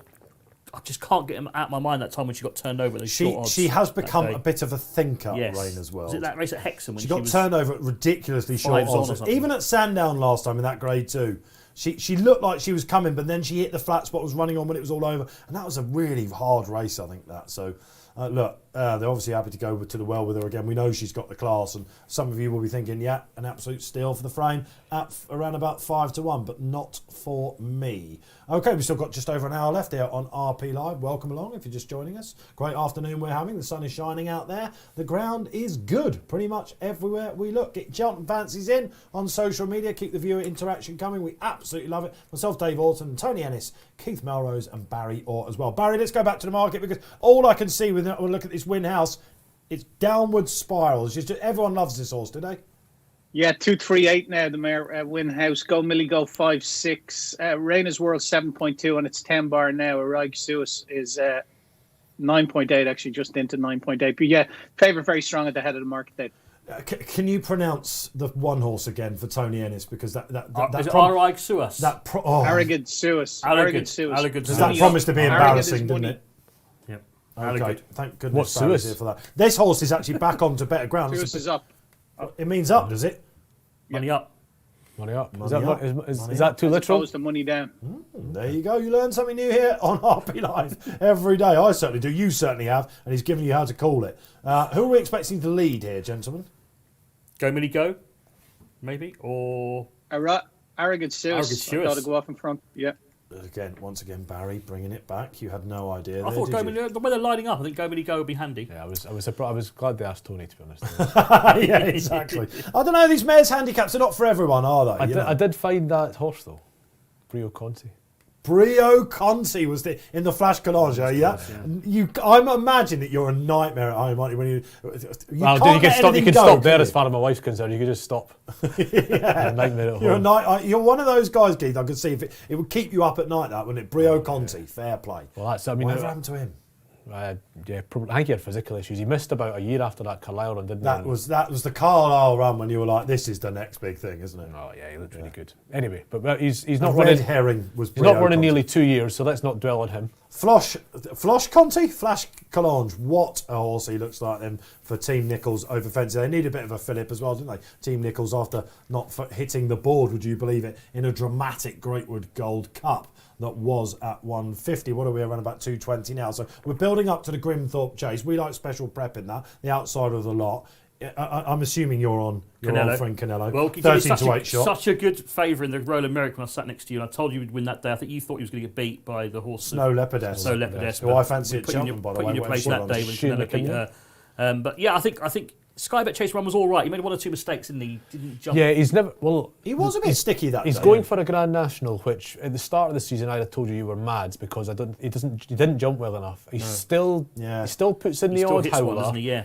But again, the Sky Bet Chase Doncaster win has got a reputation for good ground. Ground's better today than it was last time. But yeah, they're off. We'll get to Canelo 330. When it gets testing at Doncaster, it gets really, really sticky, and I don't think that might. He has got good ground form as well. He's a hot pot in our last. But you know what? You've actually managed to call it. Go Millie Go is out in the lead. You're having a great day. You know, I'm getting everything right and still getting abuse. Right, Go Millie goes out in front for the Virgin Bet Mares Novices Hurdle listed race, 3 miles 84 yards, as called. Go Millie Go and Aragod Suas towards the front from Winhouse is going to sit in third place. Nice stalking slot for Tom Cannon. They go towards the first. Global Harmony is going to jump it in fourth place. They've all got over safely. They're going to take a total of 11 this time. That was the first that they take on the little side of the course. Now they'll turn left-handed back towards the home straight. 3 flights up the long Doncaster home straight. And the second will be next. So Go Billy Goes making the running from Aragod Suas in second. Back in third is Winhouse, the red-hot favourite. Just in behind is Alpha Carine, but it's Dave's fancy with a noseband, just sitting about 5th place at the moment towards the inside for Dickie Johnson. Looks like Global Harmony's the one in 4th. Rainer's World put to sleep towards the back, also towards the rear at this stage. We have in the... that's Dragon Bones, isn't it? I can see it's Barry's play. Yeah, Dragon Bones towards the back still at this stage. Break the Rules, another one towards the rear, and it's Philippa Sue, the one I couldn't quite identify, is also held up at the back as they make the turn. Go Millie Go leads a length and a half clear at this stage. They're in life after the home straight now. Aragod Suas in second place. Winhouse will be happy there, I think, in third. Just ahead of Global Harmony for Lorcan Williams in 4th place. Alpha Carine is next. Then Break the Rules, the big outsider further back from Rainer's World held up. And Philippa Sue held up as well by Keelan Woods. They've jumped that hurdle. Nothing really happening at the moment. Favourite, I'd imagine, still going quite well in 3rd place. But Go Millie Goes, she got a freebie up front here. Pretty much. It's the 2 stablemates that are dictating, bossing the pace, aren't they? It's all been pretty civilised so far. But when do they start really going for it at Doncaster? Usually that 4th last, isn't it? They start revving up to the home straight. I always get caught out at Doncaster, that final bend. I always think it's nearer to home. Yeah. No, it's a long straight at Doncaster. It's a long way home at Donny. Newbury's the same, but it's easy way to think about it is they've both got straight miles on the flat, haven't they? So long straights to run up. Do you know that we're less than a month before the Lincoln? Keep telling me that. I'm going to be price-wise for the Lincoln, so I need to get jetting up on my my flat milers. I'll give you the heads up, don't you worry. Is that so? We'll be having a look at that. Yeah, absolutely. You flat fans, don't worry about it. I see there's some group ones at Maiden as well, aren't they, today? Super Saturday call it a Maiden, and Lord Glitters I just saw in the corner of my eye. Great old Lord Glitters getting up for another one there. But back to Donny we go, and it looks like it's ramping up a little bit to me now. Barry, your Dragon Bones is out the back. Has anyone really come in, or is it as you were? Well, the big mover has been Go Millie Go, obviously 3.65, 3.2 Winhouse now, 7.2 Reyes World, 6.8 Alpha Carina. But I don't think there's none of them. They all seem to be travelling okay. Bit keen Winhouse, I think, maybe, Barry. I thought she's just taken a bit of a tug, Winhouse, and hasn't been as fluid as the leader. And mine, Alpha Carina, is keen as well. It's like Groundhog Day. Every horse I've backed so far today has been taking a big toll. It's one of the worst things, I think, once you've backed a horse and you want to sit back. You're not trading off or anything like that. And the last thing you want to see, Keith, isn't it? A horse pulling for its head early doors. Well, all the horses I backed today have been off the bridle after 2 fences. So you'd like a hard puller. You wouldn't mind a hard puller. Yeah, there's one thing worse than a hard puller, and that's a horse that's off the bridle after a fence. Yeah. Well, of course, because you know your fate. But I think just when you have a horse that comes there on the bridle 2 out, and you know it's been so keen through the first part. It's when a track like Warwick or something where they hit every fence, and you just know, no matter how well they travel into it, they're just going to fade. They're just going to. Yeah, absolutely. It's the inevitable. But now this is the part of the track. This is where you got to try and fill your lungs. This is where I was telling you. This is where you think that home straight's coming up, but it's not quite there. She's going well in front, isn't she? Go Millie Go. She jumps really well. Go Millie Go. I've noticed that as well from this race. She's only rated 117. You know, she's got lots to find here. Philippa Sue's pulled her way up into second place. Winhouse hasn't jumped brilliantly and has been a bit keen, but it's still there. Arrogad Suez is next. Alpha Carine, Break the Rules. Global Harmony. Then further back to find Dragon Bones. The back marker is Rain as well, being held up again. Philippa Sue's gone. Gone, Philippa Sue. Yeah, Philippa Sue will go down to the unseat again. Let's put a couple of horses off there. Here comes Rain as well, hitting its customer flat spot. This leaders might have given them a slipper, isn't she? I'll tell you what's catching my eye, Barry. Oh, that's Dragon Bones. Yeah, into 17 now in running day. Betfair SP is 66, but there's a long way to go yet. I'm on my Alpha Carino. I don't like Winhouse, Barry. What's happened to her? Off the bridle now. Winhouse out to 4.6, Enzo 2.02, Go Millie Go. So clear favourite. Alpha Carina could be the danger to the favourite by the looks of the market at 5. I am hoping so. It's just leader's going well. Dragon Bones is the one, isn't she, off the pace that's making a bit of ground. But look, the leader's going well. She's had it much to herself. Go Millie Go. She leads by 3 legs. Winhouse hasn't jumped well. Is being ridden now. Arrogad Suez is next. Then comes behind those Alpha Carine. Still creeping. Dragon Bones. Oh, it is, into about 5th place. You'd imagine it's Tim Sizer, Dragon Bones are the one in front, wouldn't you? Yeah. Come on, Alpha Carino. What you got, girl? Come on. Go Millie Go still leads, though. Winhouse under strong pressure. Go Millie Go fiddles that one. Finding his Winhouse, isn't she? She's gained little Winhouse. She's trying to come back at this leader, but still. And she'll have the rail. She's going to be on the near side rail. Dragon Bones. She's won it. Come on, Johnson. Alpha Carine's coming as well. What a finish. Come on, Robbie. Go Millie Go. I'll tell you what, Barry Orr and me are going to fight this out. I think. Oh, little mistake by Alpha Carine and Dragon Bones. Go Millie Go. Come back. Finding again. Come on, but I'll tell you what, Barry's on an absolute flyer here. This is Dragon Bones. Listen to the decibel. He's jumping the last up sides. Dragon Bones against There's only Go one Millie camera Go. shot we can have here, surely. Come on, won. Barry Orr, skin it up, old boy. Dragon Bones is going to win it. The arms are in the air for the first time today. Barry Orr has knocked this one out of the park. Dragon Bones, what a daring piece of training this was. Great shout, Barry Orr. Woo, we'll get back to him in a minute. It looks like Go Millie Go held on for Alpha second. Carine 3rd, Winhouse 4th. Wowee! Now we're ramping up here on RP Live. Nothing like a big prize winner. If you followed Barry in and the charity well child as well, isn't that absolutely lovely? Barry Orr, Ian Williams, he's some trainer, isn't he? Never seen a hurdle in public before. She jumped like a beauty. She saw it out. Brilliant piece of placing. Yeah, it was now. Yeah, for sure. Sorry, I didn't even see what finished runner-up at the Go end. Millie Go. I was just concentrating on the one in front. No, I tell you, I just took a flyer on it. It's a Betfair SP of 66. Woo! Obviously, good bumper form. Had a good win in a bumper and finished fourth in a really hot bumper. Probably the best mare's bumper ran in England, definitely this year anyway. Finished fourth in that. And on the better ground, you know, sometimes when they're introducing them over hurdles on better ground, you can take a chance with them. Ordinarily, I wouldn't back a horse first time up over hurdles, but just thought she was worth taking a chance. It just came off me. I had a small few quid when they were on the exchange. We win 775 for the charity. So brilliant that's for a charity. Nice, happy days. Absolutely lovely. And did you follow Barry in? If you did, you're loving life. Absolutely fantastic. Go Millie Go ran the race of her life. She was well fancied, 72 in second. And Alpha Carine, happy with that in third. Keep with her. Still looked a little bit novice there. Okay, got a couple of quotes coming in, guys, before we go on to our next race. Obrigado, who won the Greatwood Gold Cup. Jimmy Byrne, who we've got on track for us today. On what he's done today, Connections will have to have a serious look at Cheltenham, says Dave Noonan, the rider.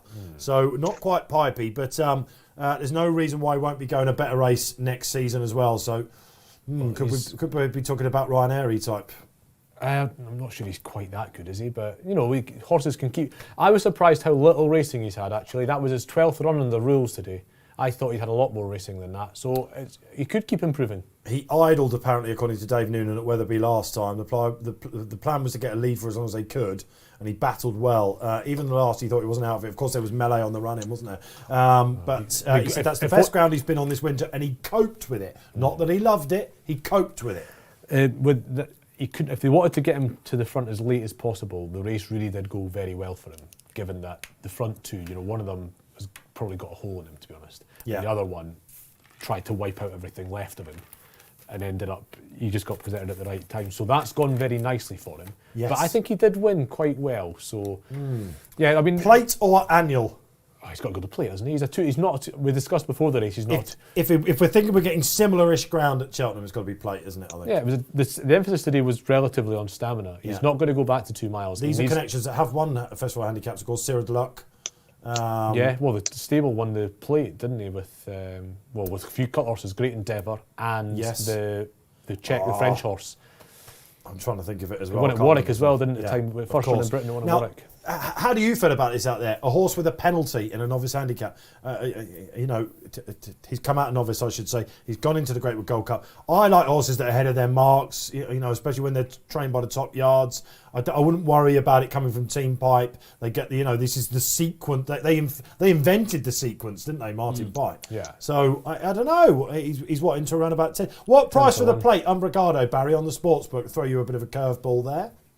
Yeah, the last time I looked, Umbrigado for the plate, he was 12 and 16, 10 from 14, Dave, sorry. 10 from 40. So 10s for the plate. A lot of water's still going under that bridge before we know exactly what's running, but I'd be surprised if he didn't turn up there. Are you going to follow up on him if you were with him today? Brigado. Flash Collonge as well. Harry Durham, representing Paul Nicholls on track at Kelso today, has said, of course, he won't be going to Cheltenham. Not even sure about Aintree. Probably air for him. Serious horse over fences next season. It's all about that embryo chaser, as we say so often with the Nicholls yard. Well, it is, and Nicholls doesn't rush his horses at any point, and they all tend to be big strapping sorts. He gets the horses that look like chasers generally, and knows not to do too much with them. He's a straightforward Brio Conti.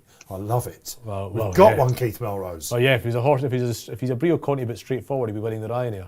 Yeah. Oh, happy days. Yeah, so look, lovely performances. We might just be serving up a treat in the next race coming up. We've got to go back up to Kelso, the Borders track, for their premier race. It's the listed chase. 6 runners go to post, Barry. Or who's going to win the battle for favouritism? 2 old rivals fighting it out.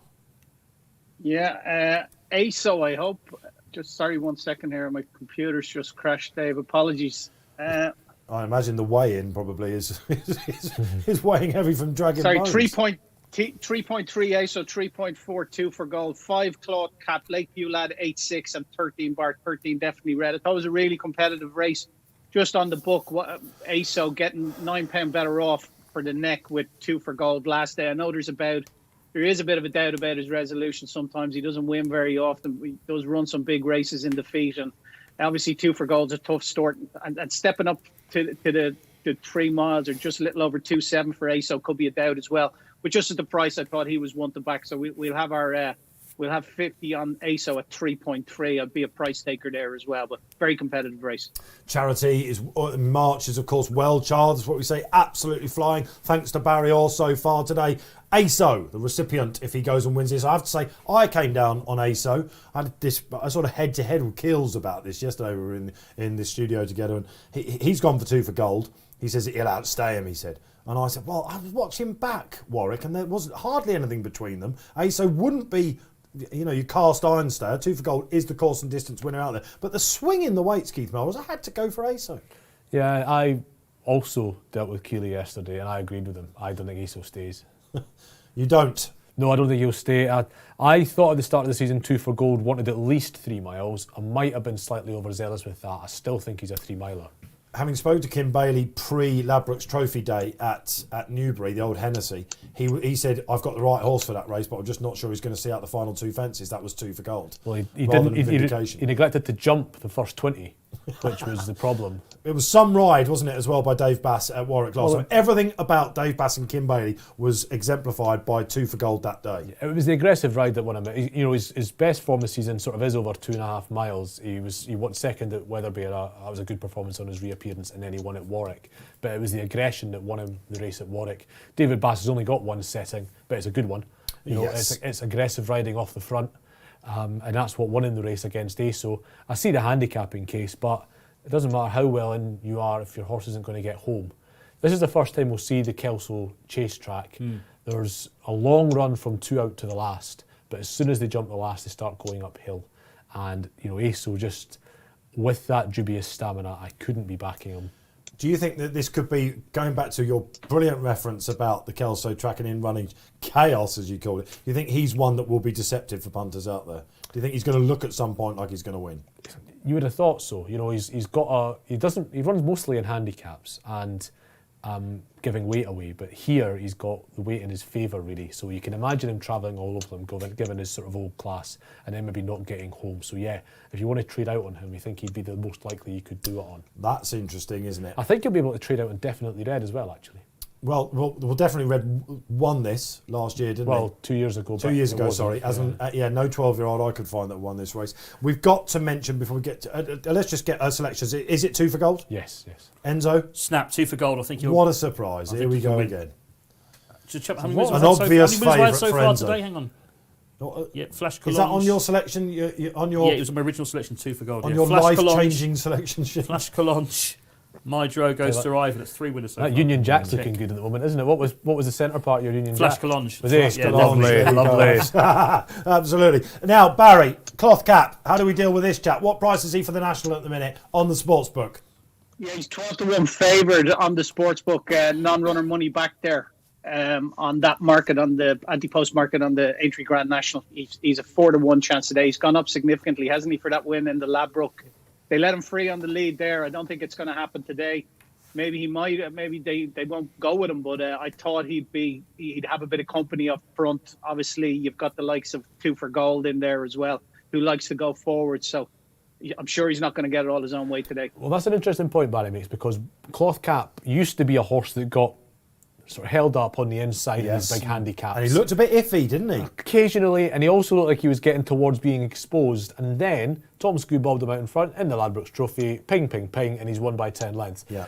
Now, this will tell us whether that, or hopefully, if nothing else, will tell us whether that was a bit of a flash in the pan or whether this horse is completely reinvented. It will need to be the latter if he's going to be Grand National favourite. It was in the Grimthorpe Chase, which ends the programme, which is a handicap. He would have been a pretty short price favourite for that. Him and Canelo would have been vying, wouldn't they? I think he probably would have won it. This was a chat I had with Kills yesterday. I said, why is he running in the listed race then? I guess what I'd also like, this almost reminds me a little bit of Comply or Die, who we mentioned on last week's programme because he won the Ida before. Absolutely, what do you have? 2 stone in hand there. The handicapper said he went with £16 in whatever it was in hand, went and won a national as well. The weights are out for the national. It would be great, wouldn't it, for the national to see a serious performance from Cloth Cap here. It'd be great to see it. I mean, I think the reason he runs here potentially is because this is sort of Trevor Hemmings' national trial. He sends a lot of them to Kelso. Briggs prepped in this race. Yes, 2 horses in the last 10 years have prepped for the national in this race. Neither of them won.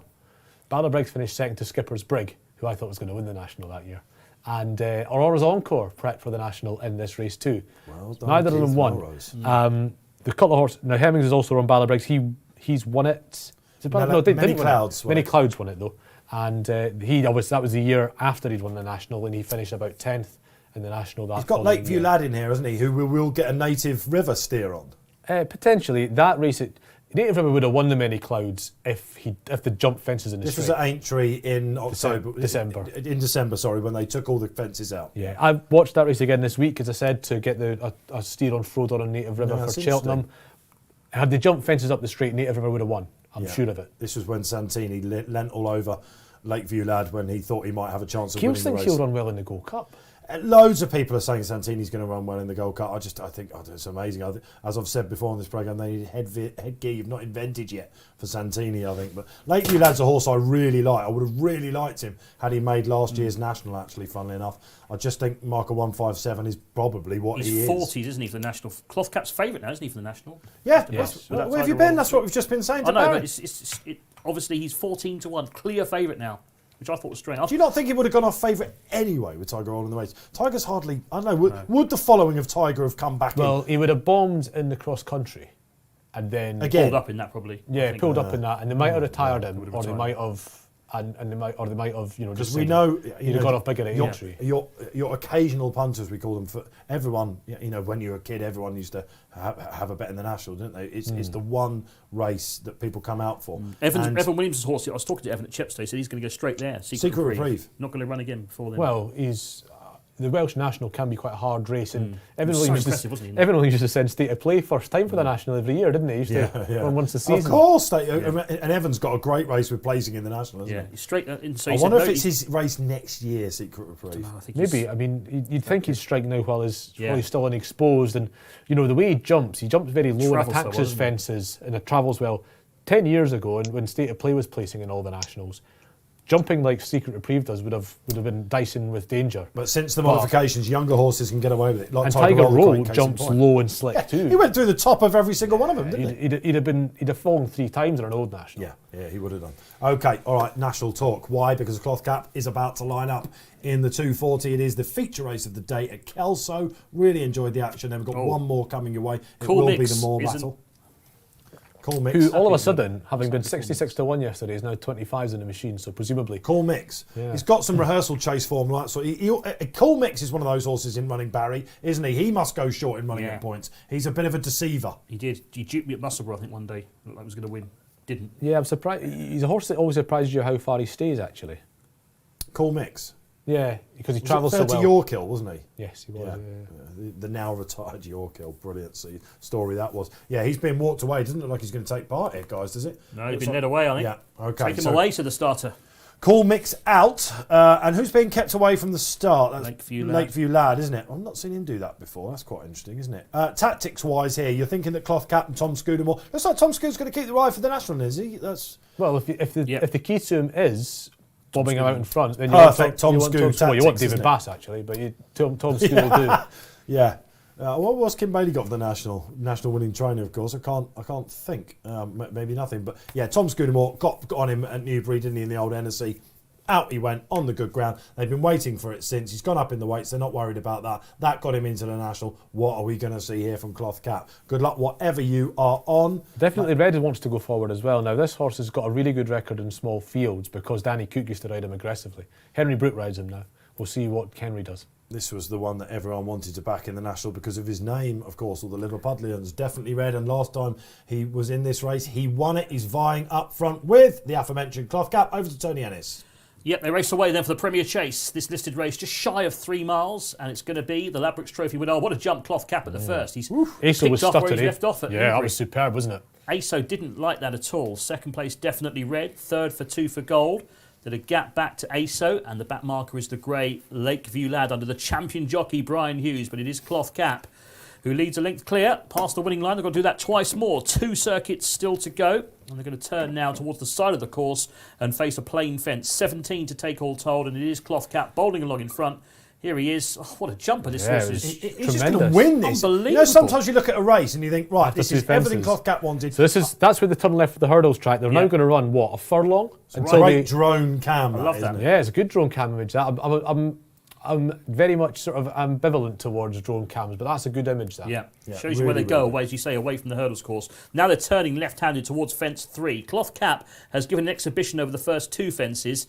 In second place is definitely Red. In third is 2 for Gold. Watch this jump this time, a little bit quieter to the left. He's already Aso taken was Lakeview better. Lad slightly out of his comfort zone, hasn't he? So let's go to Barry. We're on the far side. We've got a couple of... Got him a new plenty favourite, of the surely race the to Cap. go, His Barry. favourite, Barry, isn't he? The Cap.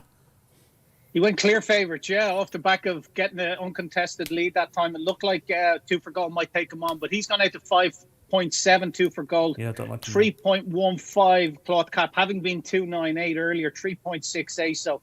Lakeview Lads 7.6 now, but yeah, it's come back a bit, the market, off the back of some jumps to the left from Cloth Cap over the last couple, but he's still favoured at 3.25. That's a canal turn there. There's a canal turn out the back straight at Kelso. The turn out the back straight at the chase course is really sharp. Yeah. Something we haven't mentioned in this race is proper advert for cheek pieces, this race, isn't it? I think Lakeview Lad in this race that isn't wearing them, basically. He got second time about... You couldn't see if he was. He's so gold. great. Yeah, exactly. He's a sheepskin noseband. Yeah, absolutely. So the cheek pieces, all 4 of the 5 runners that now go are wearing them. How's Cloth Cap going then? Isn't he? I'll tell you what, he's having a little steady into him, isn't he? Clever though, isn't he? He's very clever. That was slick, that, wasn't it? 2 for Gold had a bit of think about that one. 2 didn't for he? Gold is a bad jumper. That's his flaw. He can be a bad jumper sometimes. Cloth Cap For a horse that's won that many races. He can go short when he wants to, can't he, Cloth Cap? He seems to He's have it 8 all. from 15, Keith Melrose, 2 for Gold. Yeah, You're saying he's a bad jumper? Because he's very good. Wow. He's a very good horse. Are But you suggesting if he was a proper jumper, he'd be Gold Cup class? Not far off. Okay, he's 154, of course, in this, and a lot of punters liked him. I'm not totally sure about how he's going at the moment. I quite like the way ASO's going, Barry. We've got a circuit to go. I mean, ASO needs to travel. If ASO's not travelling, you can doubtful stare, isn't he? ball up your slip, can't you, and throw it in the bin. Well, let's go to Barry then as we see the drone cam, and they take the last in the home straight. 286 Cloth Cap, the big drifter, obviously 2 for gold now, out to 10.5 off the back. Jump again, he Cloth seems Cap. to be spatted out a bit since he hasn't got to the lead. 3.5 ASO, which is 5-2. 7 Lakeview Lad. So Lakeview Lad is warming up a little bit now. I'm not surprised he's that short in the market. Let's go back to Enzo then. Freebie up front. You're excited, I can tell. I'm excited. I just think this horse jumps unbelievably Rare well. that this man jumps is so excited. well now. He jumps so well. And he can go short when he needs to. He doesn't have to be long every time. He was long there at that fence. Have you backed him for the National? Is this why you're getting so excited? No, You're a I fickle might man, have to. I know I you might are. have to on the back of this. This is incredible. This fence he jumps not great, but he's clear You by might have 3 missed lengths. the boat, man. I don't know what price he's So going to be what if he wins this. Bass is going to do is he's going to hope 2 for gold stays in this race till the back straight, and then he's going to let him run. He's going to let him run all the way and try and get upsides by the end of the back straight. Saturday ride of the season so far. For me, first flow, all the way in the Clarence House. Dave Bass, he's always got a plan, and Keith might have just stumbled on it there. Charlie Deutsch on ASO's got no choice. He's got to wait, isn't he? Yeah. He cannot make a move. Lakeview While Lad, they're doing Brian this, Hughes. it's not like they're piddling about. They're having a bit of a race here, and so Charlie Dodge has got to wait. Yeah. What about Definitely Red? Do we like the way he's going or not? Well, the way he's been drifted in the market tells me he's probably not fit either way. So we'll see how we go. go. Didn't he? Called a cab there, Deutsch. He did. The irons were out a little bit, wouldn't it? Not jumped well, was he, ASO? The horse that fell in the virtual national, wasn't it? Keeling keeps telling me. I think he backed him that day. ASO's gone, isn't he? He's absolutely gone. ASO's in Yeah, trouble he's now. he's struggling. It's a long way home for a horse that doesn't 25. stay. Out to 25. Now you can put another 0 on that. Okay, Cloth 2 for Cap. gold into 6. Famous Dave Orton. Cloth Cap's gone odds on tanking, here. isn't he? He Still- really What is. price is he, Barry? What price the cap? 174 now. 166. 6-4. Woo! He's on the bridle then, Team John Joe Neal. I'm This is a getting big, really a excited. lot of mistakes at this next fence coming up. So let's watch what happens here. Cloth cap. Oh, he takes it very well. Took a good. bit of a chance, but he got over it nicely. 2 for gold second. ASO trying to Ace's come back back into on the it. pit. He's a funny old horse, and Lakeview Lad's gone from He's travelling to very dossing little. on this. He's just biding his time, isn't he, this? They got the National in mind. He's been Cap's told jumped not that to give well. him a mother and father of a race. Don't kitchen sink it, Tom Scudamore. this He's is the some only one horse, left isn't on the bridle. Cloth cap still on the snaff turning in. 3 clear. So on the outside, 2 for gold. ASO's gone third. He's under pressure to try and close down this leader. 2 for gold into second place now. They're turning for home. They're heading towards the final ditch. 2 left to jump. The leader is still Cloth cap for Trevor Hemmings. He leads to in second place. 2 for gold. Ace's brought got into wide. second now, isn't he? Ace will be second. Cloth cap again. Another goal. 2 for gold hit that. Lakeview Lad hit that. He That was can't a jump horse's 2 for problem. gold. This That horse was in horse's front has problem. jumped like a stag, isn't he? Oh, Cloth this is cap. great He's to clear see. by You could 4 just see lengths this now. at Aintree, can't you, on the first Saturday? 8's on. He's going to go. Saturday, He's mate. going to go 7-1 for the national after He's this. got to be Oh, single we'll get figures it. for the Fingers national. on the buzzers for the He's national. got to He's be got one single more. figures. This is the best round of jumping you've seen for a long Remember, time. the ramp comes now. Jumps it well. Oh, he's got ASO's 4 He's lengths. given his best. 2 for gold back in third. Then comes definitely Red and then Lakeview Lab. What a round of jumping. Not Hello, Aintree. Yes. arguably the 2 best rounds of jumping you'll see all year, the Ladbrokes Trophy and now today from Cloth Cap. He must be national favourite. ASO plugging on. Has he got second ASO? He has. 2 for gold third. Got very tired. Fourth, definitely Red. ASO reverses form with old rival 2 for gold, but it wasn't good enough. Cloth Cap has just said, hello, That's a National. round. Tiger Roll, who are you? Here I come. Trevor Hemmings has got another one. Barry Orr, what price first and foremost did he go? Turning for home, must have gone really low, about what, 4 out? Yeah, he went. He was 6-4 on, 4 out, and then gradually got shorter and shorter. Obviously, jumping the last, he was an 8-1 on chance, so they were betting him at 8-1 on just to jump the last. He's 8-1 clear favourite from 12 for the Grand National now on the Betfair Sportsbook. Yeah. 8-1 from Yeah, 12s had on to the be single sportsbook. figures. Is Had there to any be. juice in that? I think I missed the 14s now. I should have got the 14s beforehand. But yeah, 8-1. It's about the right price, isn't it? He's What's the gonna be favourite. handicapper going to do to him, Keith? Because he's given weight and a beating to a horse, a comprehensive beating to a horse rated £10 superior. I'm going to duck that one a little bit and see it as Oh, not, that is unheard of. because that promise isn't about what's happening behind. Because ASO's probably not run his race. 2 for gold's not run his race. Definitely Red. Nothing else has run the race there behind him. But what he's done is he's gone out and pinged every single fence. Kelso's not a dead easy jumping track. How much has he had left in hand? Does it matter because nothing else has turned up? But he's not in a hard race, is he? No, that's the thing. He's not had the guts dragged out of him 6 weeks before the National. That's perfect. It's a really good prep for the race. As I say, it's not about the form.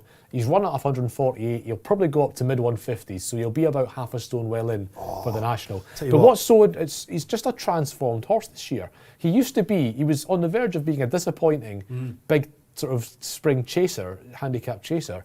All they've done is bowled him out in front. And you've got this. On some You've good got ground and the pieces. Comply or Die, of course, the national winner we mentioned, who Clothcap is reminding me a little bit of. He wore headgear as well, don't forget. Are you on for the national? 10 stone 5 he's got in the national, isn't he? What's he got? 10 stone 10 5? stone 5. He's number 38, so he's going to obviously be in 10-5. Front runners do. It's a race day. What's top weight though? Is Bristol Demand going to run? Yeah, he is. Yeah, that's the race route. But he's going to be off 148. He's going to be a half a stone well in. And he jumps like that. He's going to be at least half a stone. Yeah, Bristol Dubai easy slam. I reckon they'll give him 10 for that. I think 10. Yeah. Doesn't really matter, but yeah, you'll try and give him 10. The reason why I'm so interested in what he's going to get from our handicapper and the BHB handicapper is because these are the sort of horses you want to be with in the national. You want to be with something that's He'll be out of trouble, won't he, in front? Way ahead of the handicapper. I love it. Absolutely fantastic. The disappointment of Tiger Roll being pulled from the national has just been erased. Why? Because Clothcap, he is a 9-year-old. He could well have the national future ahead of him. Brilliant scenes. Well done down at Jackdaw's Castle. I bet they're absolutely buzzing at John Joe O'Neill's yard. Tom Scudamore will be really happy. I fancy him in the next race at Kelso. We will get to that, but I believe we've got to go back to Donny, have we? We have indeed a 2-mile handicap chase. One of my favourites is in this. I liken today's show to a box of Quality Street. I would be pulling out Zoffy to have a bit of toffee in the next. Barry Orr. Yeah. 4.6 Rico Boy or Charlie Hammond. Zoffy 4.3, 4.8 Ballywood. Getaway Trump 6.4, and it's 12.5 bar. I'm with you, Dave. Yeah, I thought Zoffy and Richard Johnson, he'd get off in front. He could get a soft lead because there doesn't seem to be much pace in the race outside a return ticket. Potentially Getaway Trump could be up there as well, but there's no confirmed front runner except for him. So I'm going to back him and try to lay it back in running just to green up and ensure that we get a profit for the charity. So going to have 50 quid on him at 4.3. Going to be a price taker. I'm going to, just 50 quid there at 4.3. So we'll place that bet. And then if we're going to look to lay him, so if you click on the lay box for Zoffy, and we'll input the odds at 2.0. So even money. Happy to lay him at even money and take 100 quid out of him at even money. So regardless of what happens, we're going to lock in a profit should he trade at evens or lower in running. Fingers crossed. But I think he get a soft lead up front and he could stay there. I'm hoping that's the case. I think he's done so well to make himself into a chaser, this horse. I remember back in when he won at Windsor on the flat, for example. He was with Tom Dascombe on the flat. These colours, of course, have long been with Philip Hobbs, who tried to make him into a... He ran in the Boodles, didn't he, last year? And he looked interesting because he had his ground. It's just never a sort of race where you're going to want to try and make all in a Boodles. And he went well for a long way and just didn't get up the hill. Did he jump well enough? That's the slight doubt I've got. It's the slight doubt, isn't it? Don't like his form much either. I mean, he's unexposed. He's he could such improve, a trier, this horse. But needs to improve, doesn't he? He's a course winner over hurdles. I like the setup like Barry. And if they come at him, he will keep trying. I think he'll get a bit further over hurdles. He's only tiny, is Zoffy, but he is going to try all day, and he'll do for me, Keith Melrose. I have backed the teenager. Gino Trail won this last year. Not that I'm saying it's a trend or anything. It just so happens that, with these old exposed chasers... Duke and Navan. Yeah. He's won, not this race, he's won the equivalent race on Sky Bet Chase Day before. Basically, 2 miles, flat track, fresh, half decent ground is just what he wants. If he's been kept in training for one race, it's this. And he has got one piece of interesting form. He's got form with the big bite. The big bite got his own way that day and decided not to throw his head about. Yeah. And won that race quite well. Defi Sacra, I think, was second in that race. And on that form, Duke and Navan's actually quite well in for this race. So it's again a little bit like Gallaball, which went south very quickly, to be honest. The form on which Duke and Navan is well treated isn't ancient history. It's from October. Yeah. So, or it's November actually. So he's I thought that at 9-1. He's now 20s, so I've had a bit on him. I can understand why you would look at a lot of the market leaders here and try and take a flyer. Have you taken a flyer, or are you going for another fav? No fav. I've got Ballywood here. Again, I've got my Alan King angle didn't work with Winhouse in the previous race. Really disappointed by Winhouse today. Do you mean not another fav? I think he is fav, isn't he? Is he fav? No, he isn't. Surely he's not. nearly fav, I think. Yours is favourite. Zoffy's Zoffy. fav, Yours is favourite. Come on. The Ballywood's such a frustrating horse to me. He's I've well liked him for a handicapped, isn't lot. he? Yeah, he's won here before, he hasn't always he? looks well handicapped. He always looks like and I keep backing him, but I don't know. I think he needs 2.25 miles. Is this a cliff horse that you're not on today? There's a trend on this show with people that Right, well, they give up projects. And he is one. I'm not sure I've backed him for a while actually, but I'm not sure. I think he wants a bit further when he runs over 2 miles, and then he runs over 2.5, and I think he probably wants dropping back now. He's almost a bit tripless in a sense. I'd be interested to see how he goes today. The long straight might help him out. He's a horse I like quite a lot, but I think if I was wanting to back him over 2 miles now, I'd be looking at a bigger field race where they're more likely to go a gallop. If you're talking about Zoffy getting an easy lead here, it's not the sort of race I'd want to back Ballywood. It's just myself. Yeah, okay, he's of course in distance. We've got Getaway Trump in here as well for Lorcan Williams, who Keith gave a good young rider, who Keith gave a good word to earlier on, and he's a character, isn't he? But again, this race might just suit him. Return Ticket will like the ground, as will Movie Legend for Lucy Wadham, a yard in form, an 11-year-old. I keep waiting for him to come back to form. We haven't mentioned Rico Boy, very consistent. Should have won last time at Musselburgh, I thought. Came there to win the race, got outstayed, but obviously could still be well handicapped for the doctor. He was outspeeded because he finished very fast at Musselburgh. You've just been contradicted there, live on air. It was one of my. It was one of my. If I look at a race and can't immediately tell what happened, that's when I'll do a finishing speed sectional. So I did it for that Musselburgh race. He was outpaced. It was outpaced. Okay. Yeah, they finished someone fast. that actually does their homework. This is. I watched it. I was at Lingfield. I watched it. It looked like he got out pointed, but. No, absolutely, and that's why it was because it looked a little bit that way. I went back and did it, and it turned out it was speed. Where are you next calling on course? Doncaster during Cheltenham. You're going up at Donny? Yeah. During Cheltenham week? Yeah, the Thursday, I think. You're in here Cheltenham week, though, aren't you? The day after the Gold Cup, which might be without. Oh, we've got Enzo calling the Gold Cup here on RP Live. Absolute scenes. Might be without the Pagaya at this rate. I'm feeling for you, man. You said it would come off the bridle in the Gold Cup. I'm live on this show. Remember Mike Cattermole after his cue card fell in Doncaster's Gold Cup? He just completely deflated because cue card had fallen. That'll be Enzo all the way round. Royal Pagai's not running. And out the back, is it Royal Pagai at the back? No, he ran on Tuesday. He won on Tuesday. Oh, Mike Cattermole getting a reference there. Good old cat. Okay, they are off and running. Come on, Zoffy. Here we go. In 2:55 at Donny. Good luck wherever you played. 13 fences to jump. They're going to jump just one of them twice. It's this one. It's the first and the last. Zoffy's gone to the front for Dickie Johnson, leading up to Return Ticket, who's over in second place. He was all right there, Zoffy, wasn't he? He's over in third. He's Getaway Trump on the outside. The stripes of Movie Legend. Then Rico Boy, who was outspeeded at Musselburgh, not outstayed last time. And a gap back to Duke of Navan, the old boy, who's on the outside of Ballywood, who's been put to sleep at the back, ridden cold by Tom Cannon at this stage in the Highclere Thoroughbred colours. So taking the turn, they've got a line of 4 fences here. It's the old water jump, plain fence, open ditch, plain fence. A man that's been to Donny quite a bit, you can tell. Yes. Well, you can see the fences from where you commentate. It's a and long way still round you drew a map. It's a long way round. It is. Listen, if you could have made up a scenario for Zoffy, Barry, this is kind of what we wanted. Yeah, he's setting a steady enough pace. He's into 11 to 4, 3.65, 4.7 Rickaboy, 5.6 Ballywood, and 8.4 Return Ticket. So I suppose Getaway Trump as well. Obviously, he's gone forward. He's 11.5 though. He's a horse that wants all of this distance. I think we can say that can flatter to deceive. But he beat the Ultima favourite, didn't he? He had Fakenham, of course. Happy Go Lucky, is that right? Is that Happy Go Lucky? Is that he's favourite? Is he? I knew he was up there. He's a talented horse, Getaway Trump. He got beaten on this card at Kelso a couple of years ago, didn't he? So can Zoffy last it out? They're queuing up. There's another horse that probably wants a good test at 2 miles and ideally maybe a little bit further in trip terms, Getaway Trump. But he's an interesting horse generally. He's been taken on a bit by Return Ticket now, isn't he? He's moving up, isn't he? I assume Brian Hughes is on Return Ticket. Oh, he hit that. He called the jumping Keith. Oh, that's annoying, isn't it? He's just gone out like a light. He must have gone up to 100 now, Barry, has he?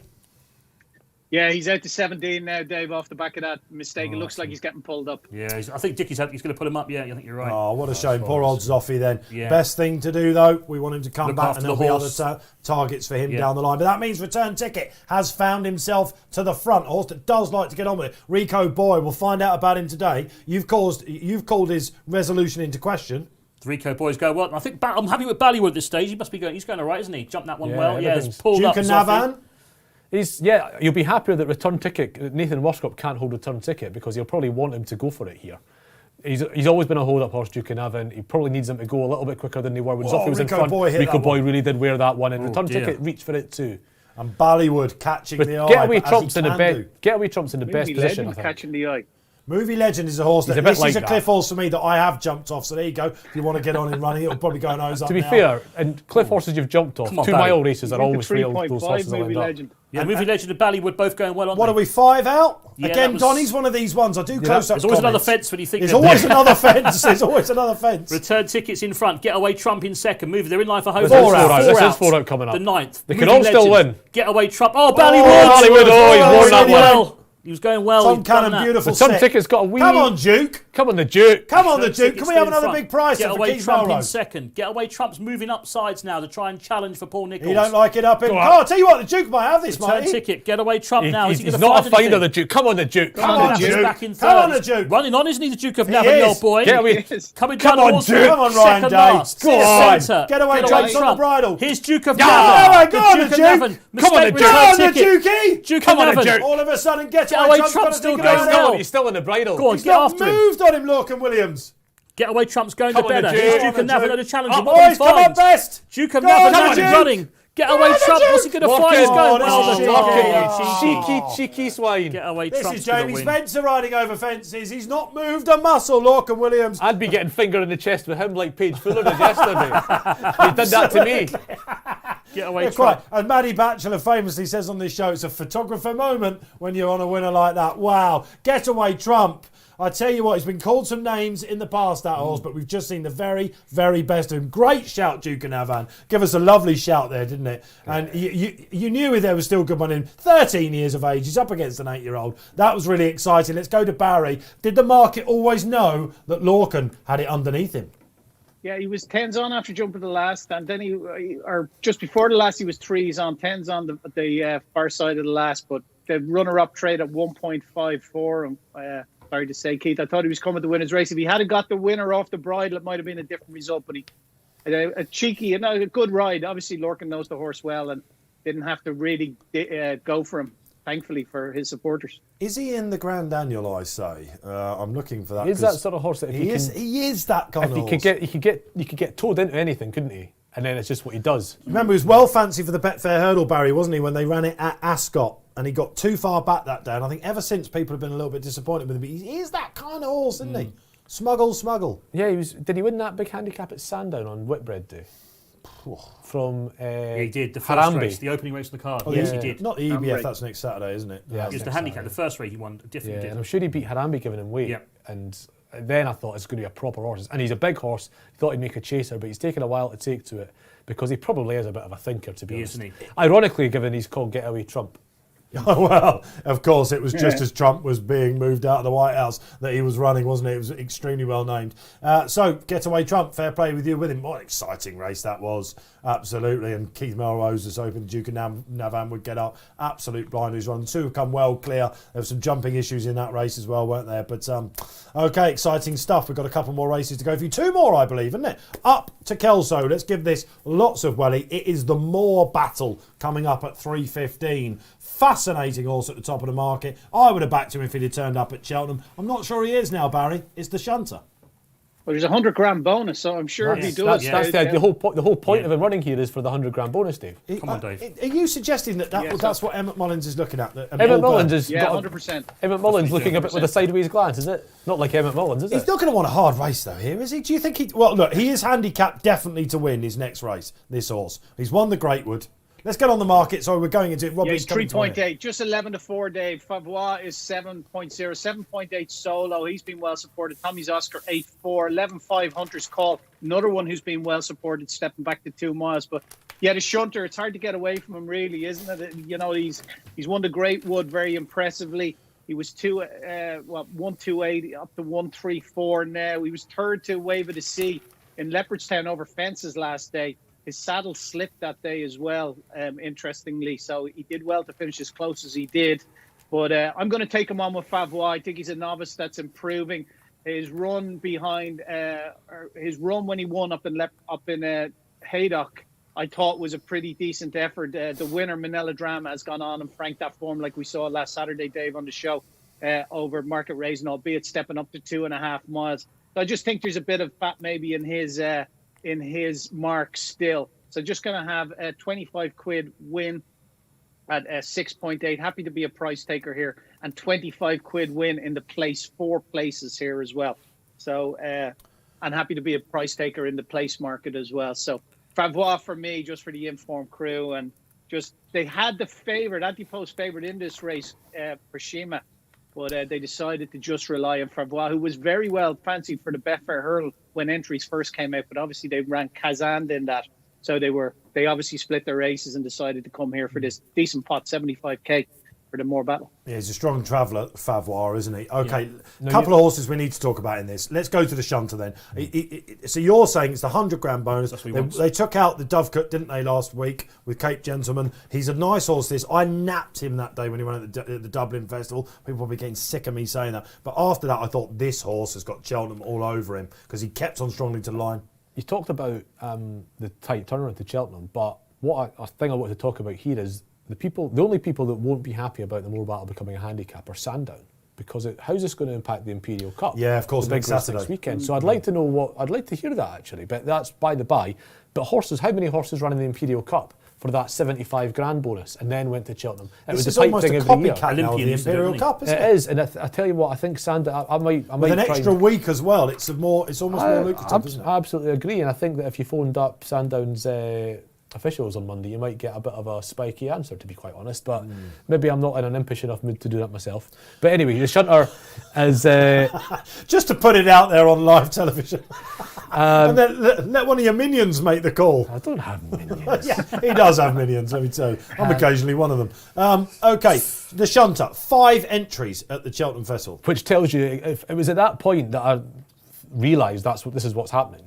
You know, the 100 grand bonus sort of registered on my periphery, and then as soon as I saw he's entered in everything, up to the Mayor's Hurdle if they could at Cheltenham. But they're obviously going to run him at Cheltenham. If he wins 5 this. entries. So it was a bit of a surprise for me to see him here. He's a very versatile horse. We saw that he loves Cheltenham when he won the Greatwood. So, but 9-4, bit skinny for me. He's also in previous years, a horse that won the Greatwood and then finished third in that race at Leopardstown wouldn't be getting into this race off £7 higher than where he started. He's not been badly treated, is he? You're used to 2 mile hurdlers being treated a certain way. David Dickinson used to handicap the 2 mile hurdlers for the BHA, and now it's a guy called Andrew Mueller. He's very different, Andrew Mueller, more orthodox than David Dickinson, shall we say. And that's why you'll notice a difference with 2 mile hurdlers. You notice when the weights came out for the Cheltenham handicaps in the week, the juveniles were up less, about £1.50 less on average than before.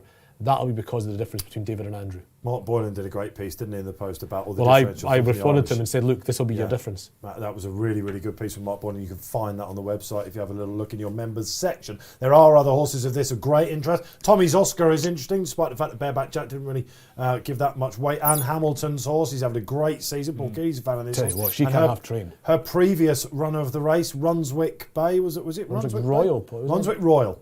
You're absolutely right. He won this. So Tommy's Oscar was one I looked at, but Night Edition was where I came down. I would like some slightly softer ground for him. The price has kind of gone. Tom Segal went for it as well. He ran in that sizzling hot Betfair Hurdle on the show. Was it last weekend? No, it can't have been last weekend, was it? Betfair Hurdle was 2 weeks ago. 2 weekends ago. 2 weekends ago. Okay, so and there was a messy start that day, Barry, wasn't there? Do you remember? Guard your dreams. He didn't shame himself. No, he didn't. He was the outsider of the field in the Betfair Hurdle. He was a 66-1 chance. Well, he didn't finish up the outsider of the field, but he was disregarded in the betting initially. But he didn't shame himself at all. If you look back at your members section now, which you've got time to do, what are we around about? 7 minutes away from the race? Just as it's ending that replay, you see the yellow jacket of Night Edition staying on, and this is a horse that I spoke to Dave Piper about this horse earlier in the season, and he didn't have him quite right for Ascot, and I think they would like to have seen him run a bit better that day because he's on 129. This is also finished second in the Boodles for Fred Winter. It's all been about the county hurdle for him. This is the last round of dice, Keith. This chap could turn up at Cheltenham like Umbrigado. You thought you'd have been the Imperial Cup horse in years gone by, funnily enough. The Impinu coming out again. And yes, indeed. So they've decided to come. Here's a great shout, you know that. I hadn't really quite got my head around that. Funnily enough, it's been a busy news week. So well, yes, you'd be forgiven for missing that in the week we've had, Dave. I'll give you that. You're absolutely right. In other years, this probably would have gone to Sandown, wouldn't he? Tony Ennis sitting there very quietly. This used to be, I think, as you say, it is taken away from the Imperial Cup, but isn't it more competitive this race? It used to be like 3 or 4 runners, isn't it, this race? Oh, well, it was a conditioned race. You used to find a champion hurdle horse that didn't want to have a race. Yeah. Sirius Darius was it's the more horse. interesting now. Kelso have done great to turn Pedlar's Cross has won it in the past. Duke of Navan's won it in the past. Yeah. Top Notch won it, did he? Top Notch, great shout. We Have a Dream when it was last run in 2019. So, look, yeah. It's in the last 5 years, you've had 4, 4, 4, 4 and 5. Oh, yeah. It's for Kelso, it's a no-brainer to do what they've done.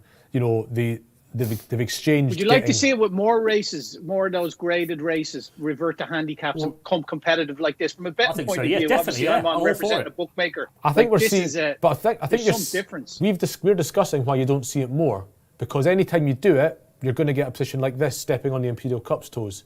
So it becomes hard to do it that way. I would like to see it in theory. Clarence House, when it was known as the Victor Chandler, was the race that everyone was disappointed with when it became just an outright a Grade 1, you know. But that was the top handicap, wasn't it, in the old days? Yeah, it was, and you know, there's still a place for. I'm not particularly one for Grade 1s reverting to handicaps. I'm probably, if anything, in favour of making handicaps Grade 1s to try and, in terms of keeping the handicap conditions, but giving a Grade 1 pot to handicappers. We could go on about that forever, couldn't we? And there's been a lot of talk about whether the jump season needs rethinking, of course. I'll probably. But yeah, this used to be a race where a champion hurdle hope that they just wanted to give an easy race to could come to Kelso. Simon Sig. Yeah, well, they tried to do it with Zaynard all those years ago, and he got beat 14-1. Shall we talk about a really interesting horse in this? And I've got a feeling you might have some love for this, Keith, as well. Yeah. It's Solo.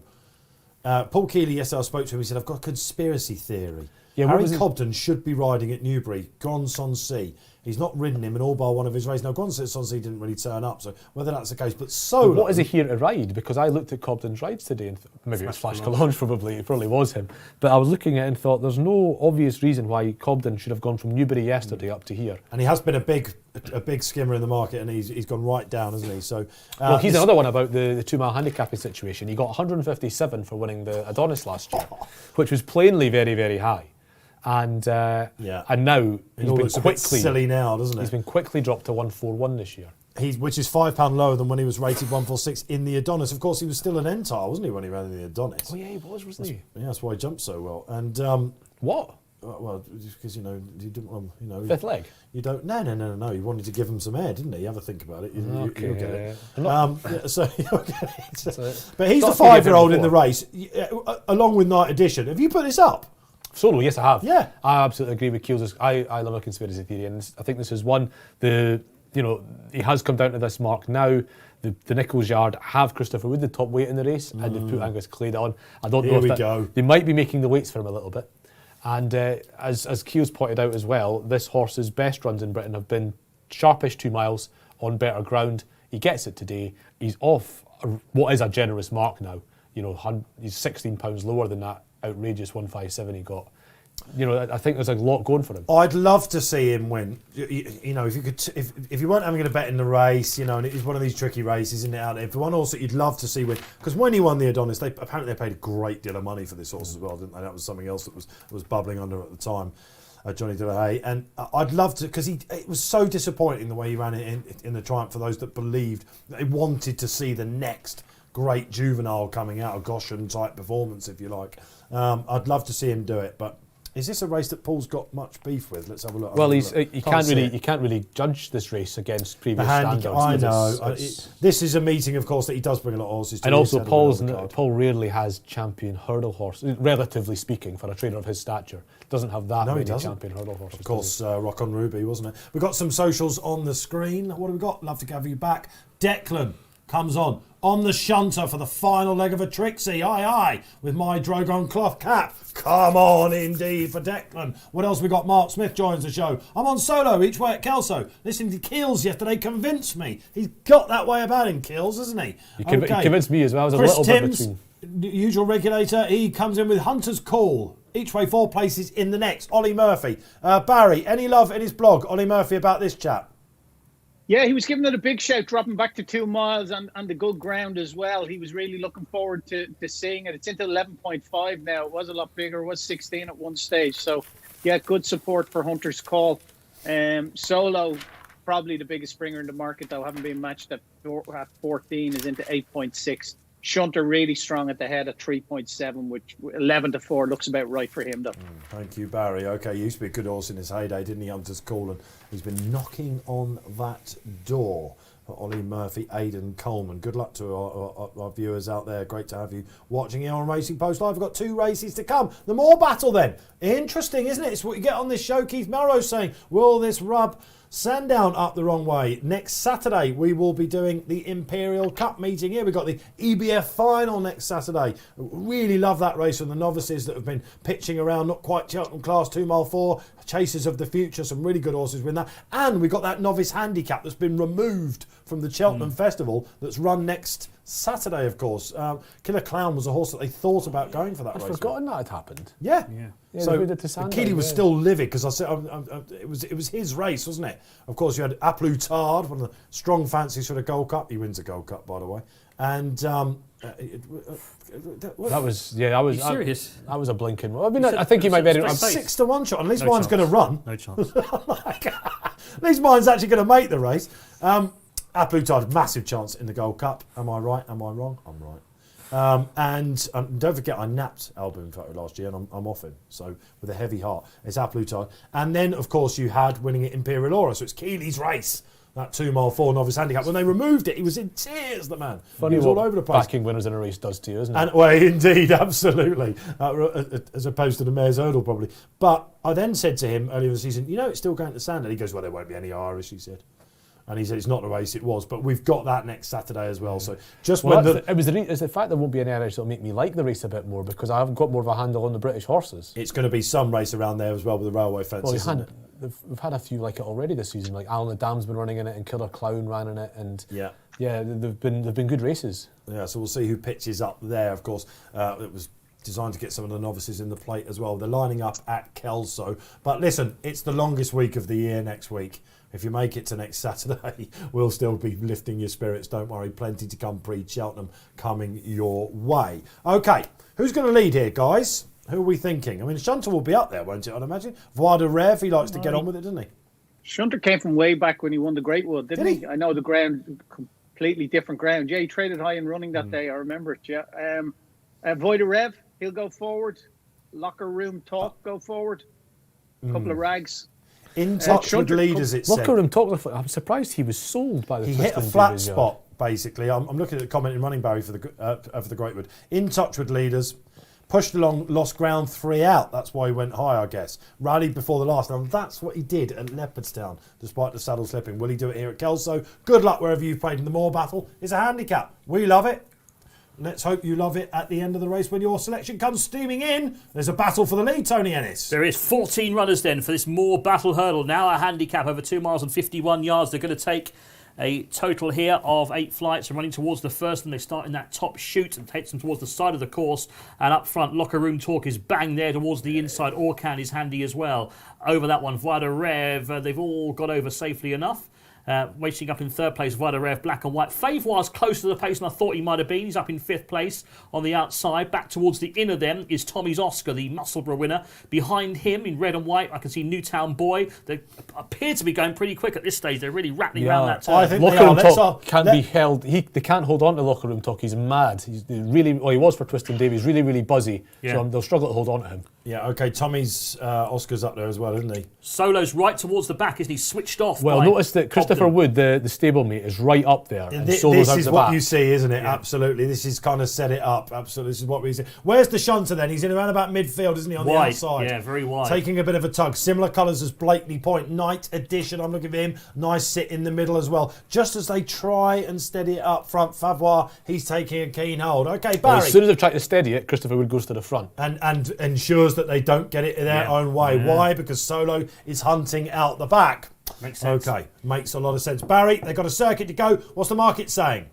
Yeah, that was one horse we didn't mention, Christopher Wood. He's finished up a massive price. He had a Betfair SP in 19. He was 8-1 when we first went up at the race, but it's 4.1 to Shunter, 3.7. So favourite now, Favois. Solo and Tommy's Oscar are both 8, and it's 10 bar. Okay, fair play. So if you're looking for the bonus hunter, the shunter, what's he going to run in at the Cheltenham Festival? 5 entries would enter him in the bumper, said Keith Melrose, if they possibly could. That's been the difficult thing about on the it. inside there. Tommy's Oscar got a bit chopped up. Stumbled. There's a little dip there, I think. Yeah. Maybe he stumbled in it a little bit. Amazing. Look at Locker Room Talk. He's been headed. Now he's all of a sudden at the back. The shunter's gone up to about 5th all of a sudden. I tell you what, he's covering a lot of extra ground, the shunter out wide, but he's banged there into 5th now. Up front, Favoir's a lot more prominent. He's right there with Christopher Wood.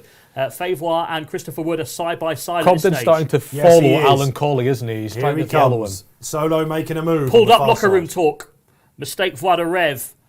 Player Blanca's just dropped to the back as well. Vodarev dropping back. Night Edition's going well, guys, isn't he? Yeah, Hunter's Call isn't. He's off the bridle a little bit towards the back. The big players are mounting. This is exciting. They're both wide. Both of them are very wide. Shunter and How Solo. far to go? Half a mile from Mr. here. Melrose, he's the local lad. The local man. Third last, this is, I think. Swine. This is the 6th. Favoir's in front. Favoir's got to the front now. Shunter hit a flat spot there.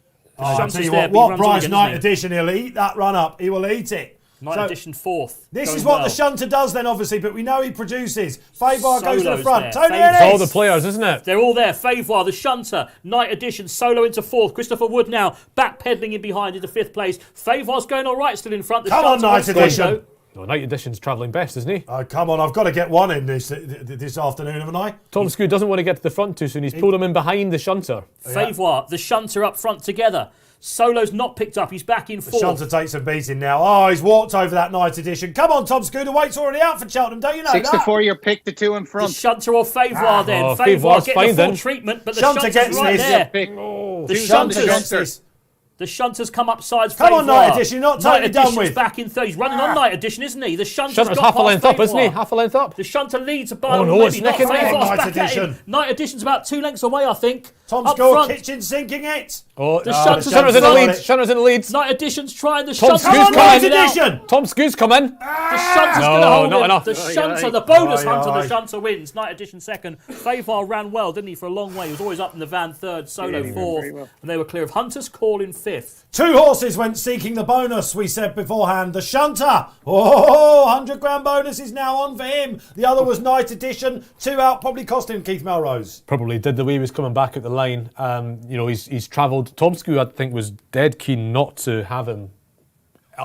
He had him looked behind. that way, didn't he it? pulled him as he cut into the straight. He pulled him wide to follow the shunter, and he's hit 2 out, and that's almost certainly cost him the race. But Tom Scoot did not want to make the front there too soon. Wow. Okay, so it's going to. He will now probably not get a run at the Cheltenham Festival, unless he runs in the Imperial shunter. Cup. Yeah, well, absolutely. But Yeah, what race? that's right. What race do you go for now if you're the shunter? Do you go county hurdle? Do you go? So he's going to get a penalty. So he's slightly. So I don't know. Maybe What's a mandatory penalty for that? £5. £5, yeah. £5. So let's have a look at what he's in now, chasing a 100 grand bunter. Well In all done. the handicaps. Well done, by the way. He's in the literally, Trixie he's in out literally there. every handicap short of 3 miles. Remind us, guys, who the Trixie was, if you don't mind, in the gallery. Declan, happy days. Over the moon, no doubt. And is he a lovely horse, the shunter, isn't he? Stays well, doesn't he? He hits Loves that it. flat spot and produces, which means the handicapper struggles to get to grips with him a little bit. I bet they keep over hurdles. Will it be for the Coral? Will it be, of course, for the county? Could he go to the plate? Could he go to the Grand Annual? The Cheltenham Festival is alive, boys. Tell And me we have one a thing, bonus lads. hunter. Is the bonus just relating to win any hurdle race at the festival, or is it any race full I stop? think it's any race. I would need to double check before I committed it to print, but I think it's any race full stop, Barry. A wise man. Yeah, I think it's got to be any race, isn't it? I think I'm Surely. pretty. Interestingly, Favois traded at evens there for over £4 grand, 4,230 quid, and the runner-up Night Edition, 280 quid at evens as well, 204. You have to think that Favois, the way he pulled, and he was the only one that was up there, wasn't he, that stayed there. He's run big, hasn't he? Could be a nice chaser next year for them, couldn't he? Team Skelton, great day they've had with my Drogo. 8 from 11 for the county hurdle, Dave. 8 from On the 11 for the Betfair county. Sportsbook, yeah, county Would that hurdle. be the likely race? Well, a Greatwood hurdle winner, isn't he? 2 miles, strong pace. Could he be one of the big gambles of the week now, Keith? Probably not. There'll be something that's that's Something in Mullins that's something that's supposedly not been showing its true colours all season or something. Gampathy is The the one one thing they're talking the one about. thing the shunter's been doing has been racing. He's won the Greatwood, he's been third at the Dublin Racing Festival, he's won this race. He's not been hiding much. And Emmett Mullins is quickly becoming one of the best target trainers out there, I would definitely. say. Oris Cesarowicz, a Cape Gentleman, and then he went and won the Dovecote. This horse is the Shunter. You could see him on the flat, no problems in the summer. Great operation, isn't it? Alan Corley, great Saturday Good ride, wasn't it? Alan Corley as well. Doesn't get many chances Just these get days. stuck in, Really give that horse a proper ride. Alan Corley, okay. Bye-bye to Doncaster. No, it's not Doncaster, is it? Bye-bye to Kelso, rather. Hello, Doncaster. Let's go for the Grimthorpe, shall we, chaps? How many times have you got Kelso wrong today? I've got it called it Kempton. I've got Doncaster. Kangaroo Court. Yeah, Kansas City. Okay, off from Kelso we got. That was an absolute pleasure, wasn't it? Great to have Keith telling us all about that as the afternoon goes on. Let's hope you're enjoying yourself. You've got one more race here on RP Live, and it is indeed the aforementioned Grimthorpe. Cloth Cap didn't go, could have gone here. He's bypassed it. We've seen what he's done in the Premier Chase. Now a clear favourite for the Grand National. That means, Barry Orr, that Canelo is a shorty. Yeah, he's 2.58, Dave. So a little over 6-4. Beware the Bear 6.4. 7-6 Chidswell, 7-6 Red Infantry, and 11 Bar. I just can't get away from the favourite. Every which way I go, I keep coming back to him. Since his won an entry in November, obviously he's up 17 pounds this season. Roland Merrick, fourth to take and risk in the Sky Bet Chase. He travelled well for a long time there as well. And I just think that the standard of opposition here, he should be able to deal with them. I'm not a massive fan of backing 6-4 favourites, but just going to have 50 quid on him just as our last act of the day. We're winning, I think, over 800 quid for the charity now. So just 50 quid in Canelo.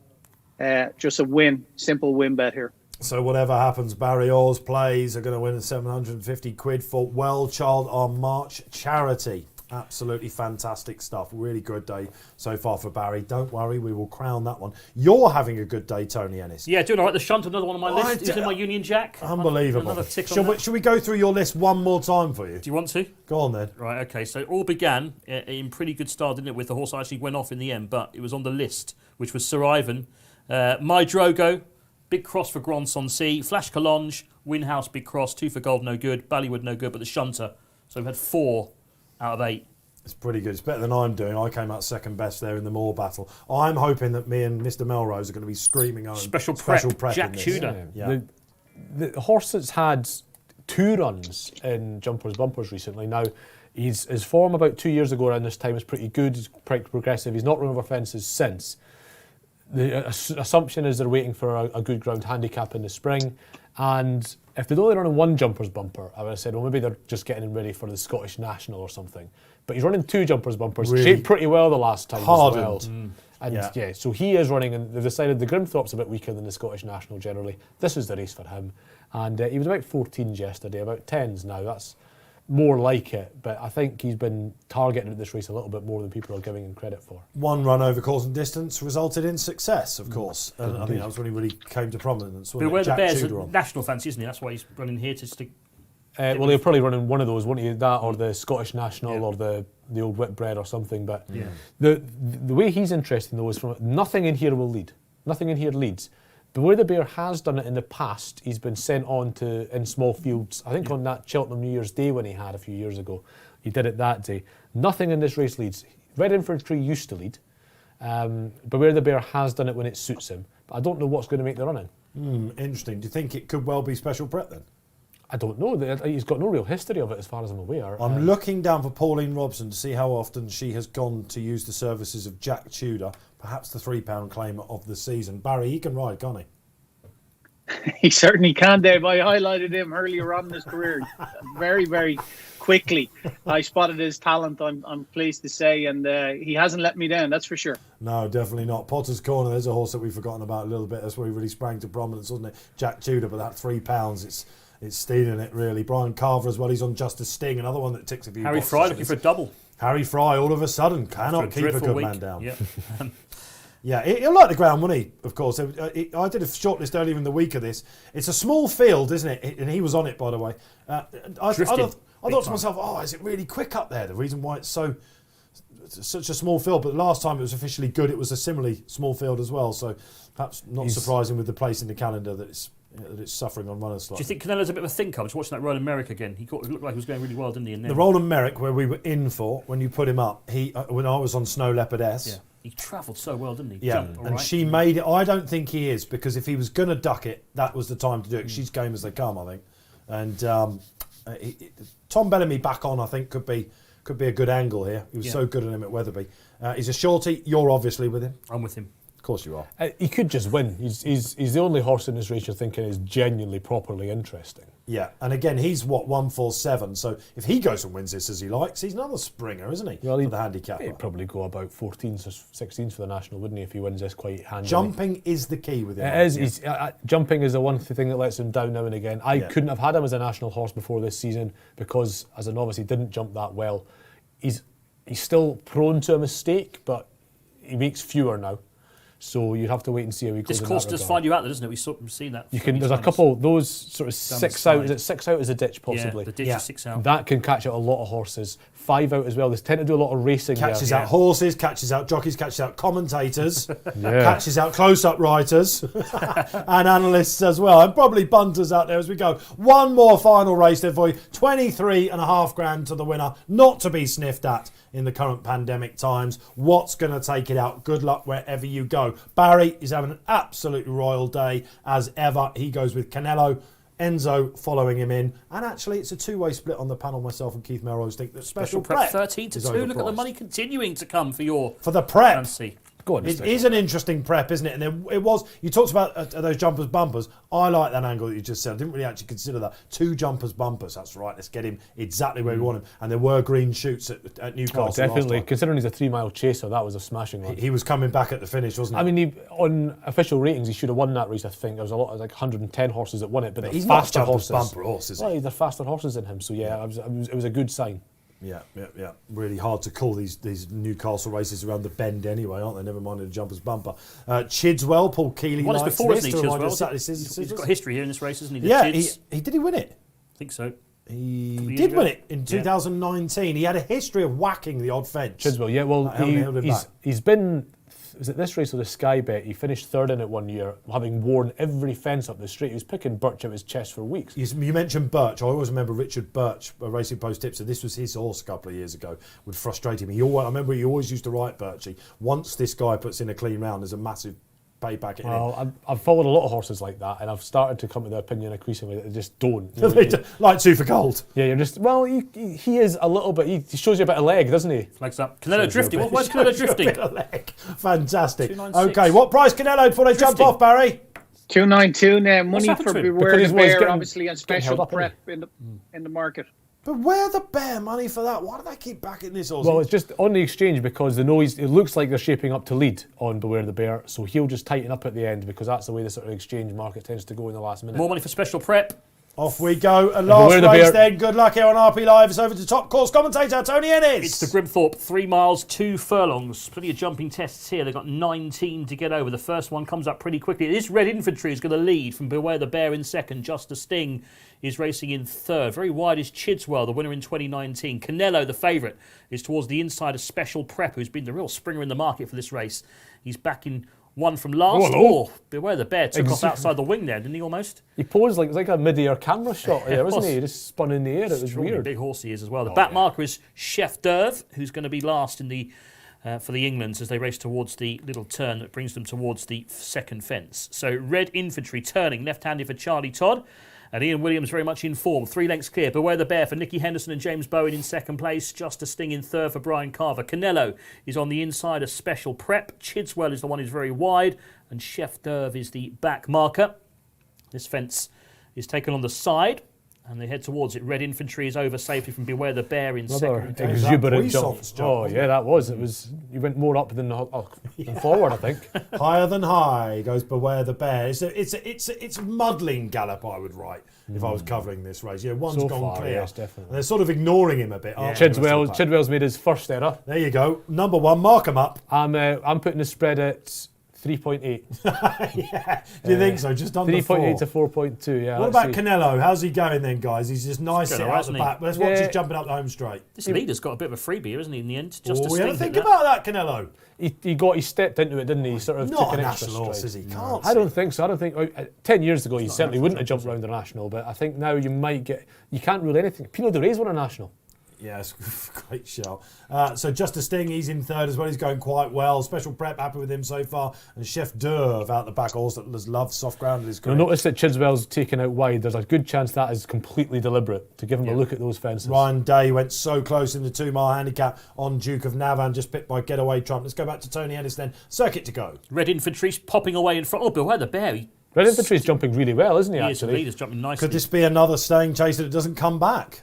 And he's got a handy lead, about 4 lengths, isn't it? Justice Sting is a clear third. Then comes Chidswell, Special Prep. Canelo is going the shortest way. Chef d'Oeuvre is the back marker. This is the 7th. Oh, he just took a chance there, didn't he, the leader? Red Infantry. Beware the Bear's taken a few chances as well. Just niggled Beware the Bear there. Then Justice Sting. Chidswell's creeping a bit closer. Canelo's going the shortest way. Special Prep's jumped all right so far. And then comes Chef d'Oeuvre over that one. Again, all safe. That's the last. Next time around, they've got a circuit to go in the Grimthorpe. Tudor's having to ride Special Prep up Beware the Bear's backside because I think he's going too well nearly. He's almost racing freely. He's really travelling, isn't he? It's just a case of I don't know. I think he's in the right position. You don't want to get too far back when they kick. Beware the Bear's now giving Red Infantry something to think about. Sighting race on for the final circuit. Let's go to Barry Orr then. What does the market really like? Canelo, is he still strong? Yeah, he's 266, Dave. He's just hunting him around on the inside. He's staying out of trouble. 5.2 Beware the Bear, 6 Special Prep now, and Chidwell 8.2. But yeah, the favourite's still quite strong. All of them seem to be travelling well within themselves. He looks like Godzilla, Beware the Bear, doesn't he? He looks like he's a massive big horse. He's like going to the moon and back. He's absolutely flying him. It's ridiculous. That's probably why he's not winning, because he's losing so many lengths up in the air. He's going to come off the bridle a bit now, isn't he? Beware the Bear. Still Red Infantry in front. Justice Sting. Chidswell's jumped all right since that early mistake. Then comes Beware the Bear. Canelo on the inside. Chef d'Oeuvre. Tried to take that fence with him. He's now the back marker. One from last Special Prep. Canelo's interesting because when he won that race so impressively at Wetherby in the Roland Mare, he came there on the bridle, didn't he? How does he do this then, Tom Bellamy, on the inside in a small tactical affair? He's going to need to angle out at some point, surely. Possibly. Things might sort of pull out in front of him, but he'll be well practiced being held up the inside, riding for Alan King. You know, that's the Alan King way. This is a typical Kingy ride. Tom Bellamy will be back. Special Prep now allowing himself to get slightly closer. Happy with him, I think. Oh, you have to be, yeah. You're happy with Canelo. You're happy with Special Prep. Justice Sting's having to think about it. Chef d'Oeuvre made that mistake. Beware the Bear's made one or two. So the Scorpion's showing a bit of temperament. Just Sting, absolutely.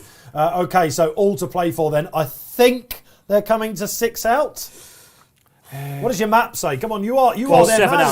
7 out. I've got 13th. I've got written down. 7 out. Oh, it's 7 out. Of course, I was wrong. Here we go. Red Infantry in front. Beware the Bear in second as they race towards this fence on the side. Canelo still creeping a bit closer towards the inside. Chidswell is still caught wide out as they head towards it. Special Preps a little bit further back in the field, but still going all right at this stage, making the turn back towards home. Really does travel, doesn't he? This is the big one. This is 6 out. This is 6 out. Red Infantry. Chidswell back for more on the outside. Yeah. Canelo creeping. Sellers in clover on these mistakes unless he really gets a move on. I'll tell you what, this is not the Chidswell that we know. Paul Keeley will be getting excited now. That was in his Saturday Sizzlers. All to play for then. Beware the Bear looking like he's going to need to really fill his lungs. This lead is still going well, Enzo. Got it right. The Infantry still leads by Chidswell by a couple of lengths. Canelo's creeping ever closer in third. Special Prep is in 4th place, but Red Infantry He's kicked again. He's strongly as well, doesn't he? Yeah, he's gone on again, the Infantry. Has he not won over 3.5 miles? Are you suggesting this has gone? I don't know. No, I don't think so. Bellamy's not 4 panicking, left to jump. Red Infantry. Come Over on, in front of Special Chidswell. Prep. Canelo. Chef d'Oeuvre somehow has come back into it. Yeah. Special Prep Evens is next. Canelo.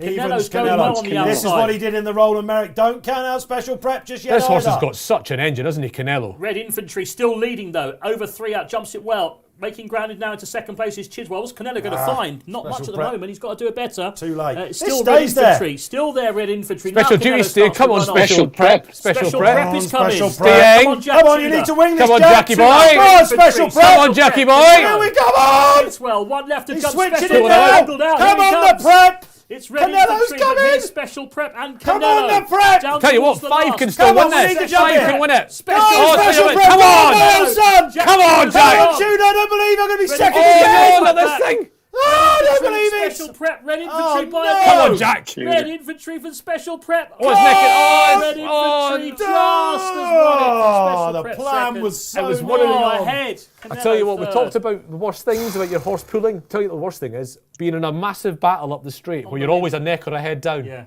You're never getting up. How game was this winner? He kept sure finding, was. didn't he, for Charlie Todd claiming 5, which has probably been Williams they're on the same weights, the two of them. They come clear. Canelo, he looked like he was going to bridle Found it. Zilch. He found zilch. That's a bit harsh.